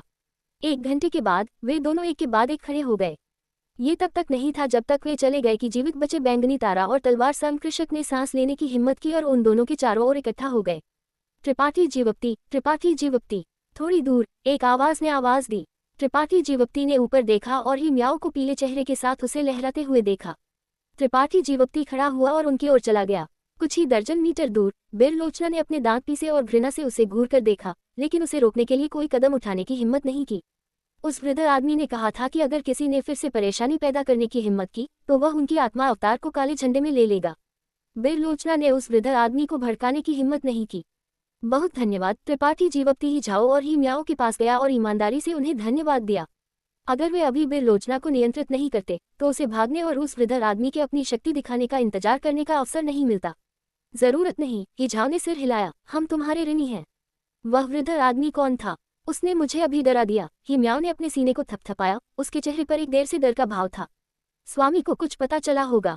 ही झाओ ने विचारपूर्वक सुंदर महिला युईक्सी को देखा। किसी भी मामले में उसके शब्दों के साथ बैंगनी तारा के लोग लापरवाही से कार्य करने की हिम्मत नहीं करेंगे, इसलिए ये जगह अभी के लिए सुरक्षित है। त्रिपाठी जीवप्ती, क्या तुम्हारी ताकत सील कर दी गई है? हाँ, उस लुईस ने इसमें कुछ किया होगा। त्रिपाठी जीवप्ती ने सिर हिलाया। मेरे साथ आओ, मैं तुम्हें स्वामी से मिलने ले जाऊंगी और उनसे तुम्हारे शरीर पर मुहर उठाने में मदद करने के लिए कहूंगी। मुझे तुम दोनों को परेशान करना होगा। त्रिपाठी जीवप्ती की आंखें चमक उठी। इतना विनम्र होने की आवश्यकता नहीं है। ही म्याओ खिलखिलाकर हंस पड़ी। आखिरकार उसकी कुछ आत्मा ठीक हो गई। अगर तुमने पहले मुझे और मेरी बड़ी बहन को कुछ पुनर्स्थापनात्मक गोलियां नहीं दी होती तो हम तब तक पकड़ नहीं पाते जब तक स्वामी हमें बचाने नहीं आते। हम अभी भी तुम्हारे जीवन के ऋणी हैं। छोटी बात। त्रिपाठी जीवप्ती ने हल्के से सिर हिलाया। न तो गर्म और न ही ठंडा, ठीक वैसे ही जैसे वह किसी अजनबी के साथ व्यवहार करेगा जिससे वह संयोग से मिला हो। ही झाओ और ही म्याओ का अनुसरण करते हुए तलवार संघ के लोगों के इकट्ठा होने की जगह की ओर त्रिपाठी जीवप्ती जल्द ही सुंदर महिला युईक्सी के सामने आ गया। Episode number 1000। तलवार संघ की युईक्सी एक मध्यम आयु वर्ग की सुंदरी थी। उसका शरीर सुडौल, कमर पतली और पैर पतले थे। शुद्ध सफेद पोशाक जिसने उसके शरीर को ढक रखा था बिल्कुल सही थी और उसके सीने पर तलवार संघ का अद्वितीय तलवार प्रतीक था। उसका नाजुक शरीर एक परिपक्व और गरिमापूर्ण स्वभाव को दर्शाता था। दोनों बहनें ही झाओ और ही म्याओ त्रिपाठी जीवप्ती को उसके पास ले आई और सम्मानपूर्वक पुकारा। युईक्सी का चेहरा अभी भी थोड़ा पीला था और उसके सफेद लबादे पर लाल धब्बे लगे थे, लेकिन इन शब्दों को सुनने के बाद उसने उनके पीछे त्रिपाठी जीवप्ती की ओर एक संदिग्ध नजर घुमाए और थोड़ी सावधानी से पूछा, तुम बैंगनी तारा से किसी को यहाँ क्यों लाए? उसने त्रिपाठी जीवप्ती को पहले कभी नहीं देखा था, इसलिए स्वाभाविक रूप से उसने सोचा कि त्रिपाठी जीवप्ती बैंगनी तारा का एक कृषक था। स्वामी, वह बैंगनी तारा से नहीं है। ही म्याओ आगे बढ़ी और युईक्सी की बाह पकड़ ली। त्रिपाठी जीवप्ती की ओर इशारा किया और मुस्कुराते हुए उसका परिचय दिया। वह वही है जिसने अराजक रसातल में मुझे और मेरी बड़ी बहन को विस्फटिक पत्थर और गोलियां दी थी। उसका नाम त्रिपाठी जीवप्ती है। ये वह है। युईक्सी ने अपनी भौं उठाई, जो थोड़ी हैरान लग रही थी। जब उसने अराजक रसातल में ही झाओ और ही म्याओ को पाया तो उसने दोनों बहनों को उस समय हुई घटनाओं के बारे में बात करते हुए सुना था और जानती थी कि अगर त्रिपाठी जीवप्ती ने उन्हें कुछ पुनर्स्थापनात्मक गोलियां प्रदान नहीं की होती तो दोनों बहनें बहुत पहले ढह चुकी होती। हालांकि उसे अभी भी त्रिपाठी जीवप्ती के मूल के बारे में कुछ संदेह था। एक छोटा पहली कोटि संत कोटि कृषक बिना किसी कारण के अराजक रसातल में कैसे भाग सकता था? क्या उसके पास ऐसी क्षमता थी? अपने दिल में ऐसा सोचते हुए युईक्सी की अभिव्यक्ति नहीं बदली, क्योंकि उसने हल्के से अपना मुंह खोला और कहा, युवा आदमी, पहले मेरी 2 शिष्यों की देखभाल करने के लिए धन्यवाद। वरिष्ठ बहुत विनम्र है। त्रिपाठी जीवप्ती ने हल्के से सिर हिलाया। ये केवल एक मामूली प्रयास था। अच्छा, तुमने पहले ही झाओ और ही म्याओ को कुछ मदद प्रदान की थी, इसलिए मैं तुम्हें धन्यवाद उपहार के रूप में 1000 सन स्फटिक दूंगी। ऐसा कहते हुए युईक्सी ने अपना हाथ बढ़ाया और किनारे पर इशारा किया। तुरंत एक कृषक आया। त्रिपाठी जीवप्ती को ऊपर नीचे देखा और पूछा, मित्र, तुम्हारा अंतरिक्ष वलय कहाँ है? त्रिपाठी जीवप्ती दंग रह गया और सिर हिलाया। मेरे पास ऐसी कोई चीज नहीं है। कृषक ने कुछ शर्मिंदगी के साथ युईक्सी की ओर देखा। त्रिपाठी जीवप्ती के पास अंतरिक्ष वलय नहीं था, इसलिए भले ही वह 1000 सन स्फटिक सौंपना चाहता था, वह नहीं कर सकता था। युईक्सी ने माथे पर बल डाला और आदेश दिया, उसे अपना अंतरिक्ष वलय दे दो, ये वैसे भी बहुत मूल्यवान चीज नहीं है। जी हाँ, कृषक ने सिर हिलाया। उसकी उंगली पर अंतरिक्ष वलय और एक पल बाद उसने अपना अंतरिक्ष वलय उतार दिया और त्रिपाठी जीवप्ती को सौंप दिया। इसमें अभी भी 1000 सन स्फटिक बचे हैं, गिन लो। मैं इनाम के लिए यहाँ नहीं आया था। त्रिपाठी जीवप्ती ने एक अजीब अभिव्यक्ति के साथ कहा। उसे अचानक महसूस हुआ कि युईक्सी उससे छुटकारा पाने की जल्दी में लग रही थी, डर रही थी कि वह यहाँ रहना जारी रखेगा। वह नहीं जानता था क्यों। तो तुम क्या चाहते हो? युईक्सी ने माथे पर बल डाला, जो थोड़ा अप्रसन्न लग रहा था। जिस कृषक ने अंतरिक्ष वलय सौंपा था उसने भी मुस्कुराया और कहा, मित्र, 1000 सन स्फटिक एक छोटी राशि नहीं है। मैंने तुम्हें एक भंडारण कलाकृति भी दी है, तुम्हें संतुष्ट होना चाहिए, है ना? मैंने कहा, मुझे इनाम नहीं चाहिए। त्रिपाठी जीवप्ती ने भी माथे पर बल डाला। अचानक महसूस हुआ कि दूसरा पक्ष सोच रहा था कि वह बदले में कुछ पाने की कोशिश कर रहा था। इससे उसे बहुत असहजता महसूस हुई। स्वामी, यह ऐसा है। कि झाओ आगे बढ़ी और कहा, उसे लुईस द्वारा सील कर दिया गया है और वह अपनी ताकत का उपयोग नहीं कर सकता है, इसलिए वह आपसे मोहर हटाने में मदद करने के लिए कहना चाहता है। वह अपनी ताकत का उपयोग नहीं कर सकता। युईक्सी ने आश्चर्य से त्रिपाठी जीवप्ती को देखा, पुष्टि करने के लिए अपनी दिव्य चेतना से उसे स्कैन किया इससे पहले कि उसने कहा, मुझे देखने दो। ऐसा कहते हुए उसने अपना हाथ बढ़ाया और त्रिपाठी जीवप्ती की ओर इशारा किया। त्रिपाठी जीवप्ती नहीं हिला। हालांकि दूसरे पक्ष की गलतफहमी ने उसे थोड़ा दुखी कर दिया, लेकिन अभी सबसे महत्वपूर्ण बात थी कि उसके शरीर पर मुहर हटा दी जाए, इसलिए उसने आज्ञाकारी रूप से सहयोग किया। युएक्सी की उंगली ने त्रिपाठी जीवप्ती के माथे को छुआ और एक ऊर्जा की धारा उसकी उंगली से त्रिपाठी जीवप्ती के शरीर में बह गई। वह नहीं जानता था क्यों, लेकिन त्रिपाठी जीवप्ती को अचानक एक अद्भुत एहसास हुआ। जहां भी ऊर्जा बहती थी उसे बेहद आरामदायक महसूस होता था और उसका पूरा शरीर अनजाने में आराम करता था। अगले ही पल त्रिपाठी जीवप्ती का चेहरा बदल गया, जैसे उसे बिजली मार गई हो। उसका शरीर कांप गया क्योंकि वह कुछ कदम पीछे हट गया, युएक्सी की उंगली से बचते हुए, जैसे उसने उदास रूप से उसे घूर कर देखा। इस महिला ने अभी अभी उसने वास्तव में गुप्त रूप से उसके चेतना सागर में दिव्य चेतना का एक किनारा डाला था। अगर उसने जल्दी से प्रतिक्रिया नहीं की होती और अपने ज्ञान सागर को सील नहीं किया होता, तो त्रिपाठी जीवप्ती ने अनुमान लगाया कि उसके ज्ञान सागर के रहस्य उसके सामने उजागर हो गए होते। त्रिपाठी जीवप्ती के ज्ञान सागर में 6 रंग का आत्मा गर्म करने वाला कमल, उसका प्रज्वलित ज्ञान सागर और विनाश की दानवी आंख थी जो उसके शरीर के साथ विलय हो गई थी। कोई फर्क नहीं पड़ता कि यह कौन सा था, वह उन्हें सामान्य रूप से पूरी तरह से छिपा सकता था, लेकिन एक बार जब कोई उसके ज्ञान सागर की जासूसी करता था तो वह अब छिप नहीं सकता था। युएक्सी का उद्देश्य जो भी रहा हो, उसने पहले ही त्रिपाठी जीवप्ती की निचली रेखा का उल्लंघन कर दिया था, इसलिए उसने तुरंत उससे बचा। युएक्सी के सुंदर चेहरे पर आश्चर्य का एक निशान दिखाई दिया, जो प्रतीत होता है कि त्रिपाठी जीवप्ती की इंद्रियां इतनी तेज थी कि वह उसकी कार्रवाई को समझने में सक्षम था। त्रिपाठी जीवप्ती, क्या हुआ? हिम्याओ ने त्रिपाठी जीवप्ती की अभिव्यक्ति को बदलते देखा और चौंक गई, जल्दी से पूछ रही थी।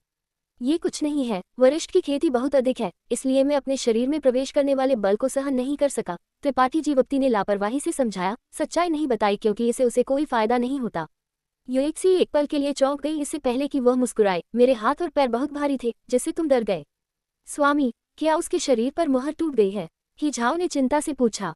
युएक्सी ने सिर हिलाया और कड़वाहट से कहा, अगर ये पहले होता तो मैं इसे खोल सकती थी, लेकिन मैं अभी उस वृद्ध आदमी द्वारा घायल हो गई थी, इसलिए मैं अस्थायी रूप से उसके शरीर पर मुहर खोलने में असमर्थ हूँ। ही झाओ और हिम्याओ ने अचानक निराशा का भाव दिखाया, इससे पहले कि वे त्रिपाठी जीवप्ती की ओर मुड़ गए। दोनों बहनें माफी मांगने वाली नजरें पहने हुई थीं। ये कुछ नहीं है, अगर तुम इसे नहीं खोल सकते तो भूल जाओ। त्रिपाठी जीवप्ती बिल्कुल भी निराश नहीं था। उसने हाथ बढ़ाया और युएक्सी के बगल में कृषक से अंतरिक्ष वलय लिया। अपने मुट्ठी बांधकर कहा, किसी भी मामले में वरिष्ठ की दया और उदार उपहार के लिए बहुत धन्यवाद। ऐसा कहते हुए वह मुड़ा और चला गया। त्रिपाठी जीवप्ती, चिंता मत करो, स्वामी कुछ दिनों के ठीक होने के बाद तुम्हारी मदद करने में सक्षम होंगे। हिम्याओ ने निर्दोषता से आवाज दी, लेकिन कोई जवाब नहीं मिलने पर वह पाउट करने में मदद नहीं कर सकी। वह थोड़ा गुस्सा क्यों लग रहा है? ये छोटा कमीना बहुत संदिग्ध है। युएक्सी के बगल में कृषक ने त्रिपाठी जीवप्ती की पीठ को घूर कर देखा। जो दो कनिष्ठ बहनों ने कहा, उसके अनुसार उसे अराजक रसातल में भटकना चाहिए, तो वह बैंगनी तारा से किसी के साथ कैसे हो सकता है? उसके यहाँ दिखाई देने के लिए वह स्पष्ट रूप से बैंगनी तारा के तारामंडल पोत पर था।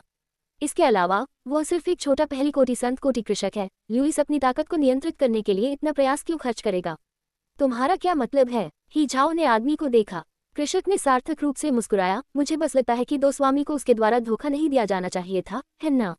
शायद वह वास्तव में बैंगनी तारा से कोई है जिसने अराजक रसातल में गलती से तुमसे मिलने का नाटक किया और फिर तुमसे जानकारी के बारे में पूछताछ की। मुझे याद है कि तुमने कहा था कि तुम उससे 2 बार मिली थी, है ना? तो क्या? ही झाओ की भौहें सिकुड़ गईं। कुछ नहीं, कनिष्ठ बहन, गुस्सा मत हो, मैं बस तुम्हें याद दिलाना चाहता था। तुम इस सब समय स्वामी के साथ खेती कर रही हो और ज्यादा बाहर नहीं आए हो। बाहरी दुनिया अराजक है, आदमी ने मुस्कुराते हुए समझाया, जैसे वह वास्तव में बस लापरवाही से यह कह रहा था। बड़ी बहन, वह वास्तव में बैंगनी तारा से कोई नहीं होगा, है ना? अपने भाई को जो कहता सुना, हिम्याओ भी थोड़ी संदिग्ध हो गई। असंभव, ही झाओ ने धीरे से सिर हिलाया। ही झाओ ने धीरे से सिर हिलाया। उसने त्रिपाठी जीवप्ती से 2 बार मुलाकात की थी। उसने उससे और उसकी बहन से कोई महत्वपूर्ण जानकारी नहीं पूछी थी, और दूसरी बार जब वे मिले थे तो उसने उन्हें मुफ्त में कुछ फटिक पत्थर और गोलियां भी दी थीं।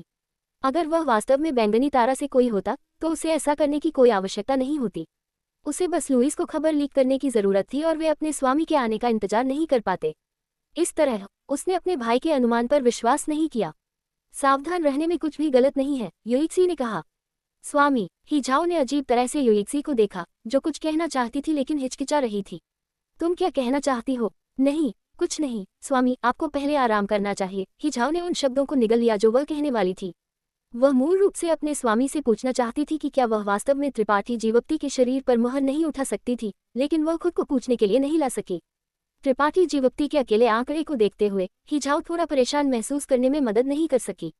सख्ती से बोलते हुए त्रिपाठी जीवप्ती ने उसे और उसकी बहन के जीवन को बचाया था, कुछ ऐसा जो एक अकेला अंतरिक्ष वलय और 1000 सन स्फटिक ऑफसेट नहीं कर सकता था। हल्की से आह भरते हुए ही झाओ ने अपनी बहन को आंख मारी और वे दोनों चुपचाप बाहर निकल गईं। दोनों बहनों के जाने के बाद युइक्सी, जो जमीन पर पालथी मारकर बैठी थी, ने अचानक अपनी आंखें खोली और कृषक से कहा, वीवू, उस युवा आदमी की हरकतों पर ध्यान दो, ही झाओ और ही म्याओ को उससे ज्यादा संपर्क न रखने दो, मुझे लगता है कि उसके साथ कुछ गलत है। वीवू की आंखें चमक उठी और उसने जल्दी से अपने मुट्ठी बांध लिए। युइक्सी की सुंदर आंखें गहरी हो गईं क्योंकि उसने धीरे से फुसफुसाया, वह इतना अजीब क्यों है। जिस क्षण उसकी दिव्य चेतना त्रिपाठी जीवक्ति के ज्ञान सागर में घुस गई, उसने अचानक घबराहट की भावना महसूस की, लेकिन क्योंकि त्रिपाठी जीवक्ति ने समय पर अपने ज्ञान सागर को सील कर दिया था, वह भावना केवल एक पल के लिए चली थी, इसलिए युइक्सी ने इसे बहुत स्पष्ट रूप से नहीं देखा था। वह नहीं जानती थी कि उसके ज्ञान सागर में किस तरह के रहस्य छिपे थे। हालांकि इस घटना के बाद उसका मूल और भी अधिक विचारणीय हो गया।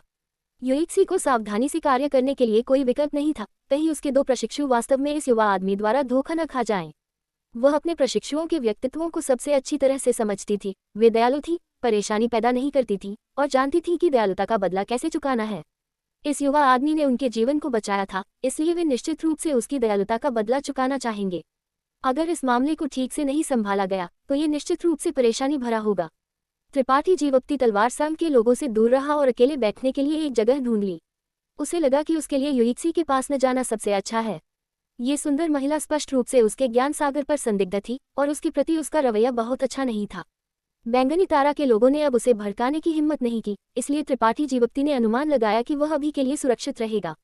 अपने मन और शरीर को आराम देते हुए त्रिपाठी जीवक्ति ने आखिरकार इस दुनिया की विश्व ऊर्जा की समृद्धि को महसूस किया। इस समय वह अपने शरीर में शक्ति का उपयोग नहीं कर सकता था या अपनी गुप्त कला का प्रसार नहीं कर सकता था, लेकिन आसपास की विश्व ऊर्जा अभी भी अपनी इच्छा से उसके शरीर में प्रवाहित हो रही थी, उसकी त्वचा में प्रवेश कर रही थी और उसके मांस में विलय हो रही थी, जिससे उसे अपने दिल की सामग्री का आनंद लेने की अनुमति मिली।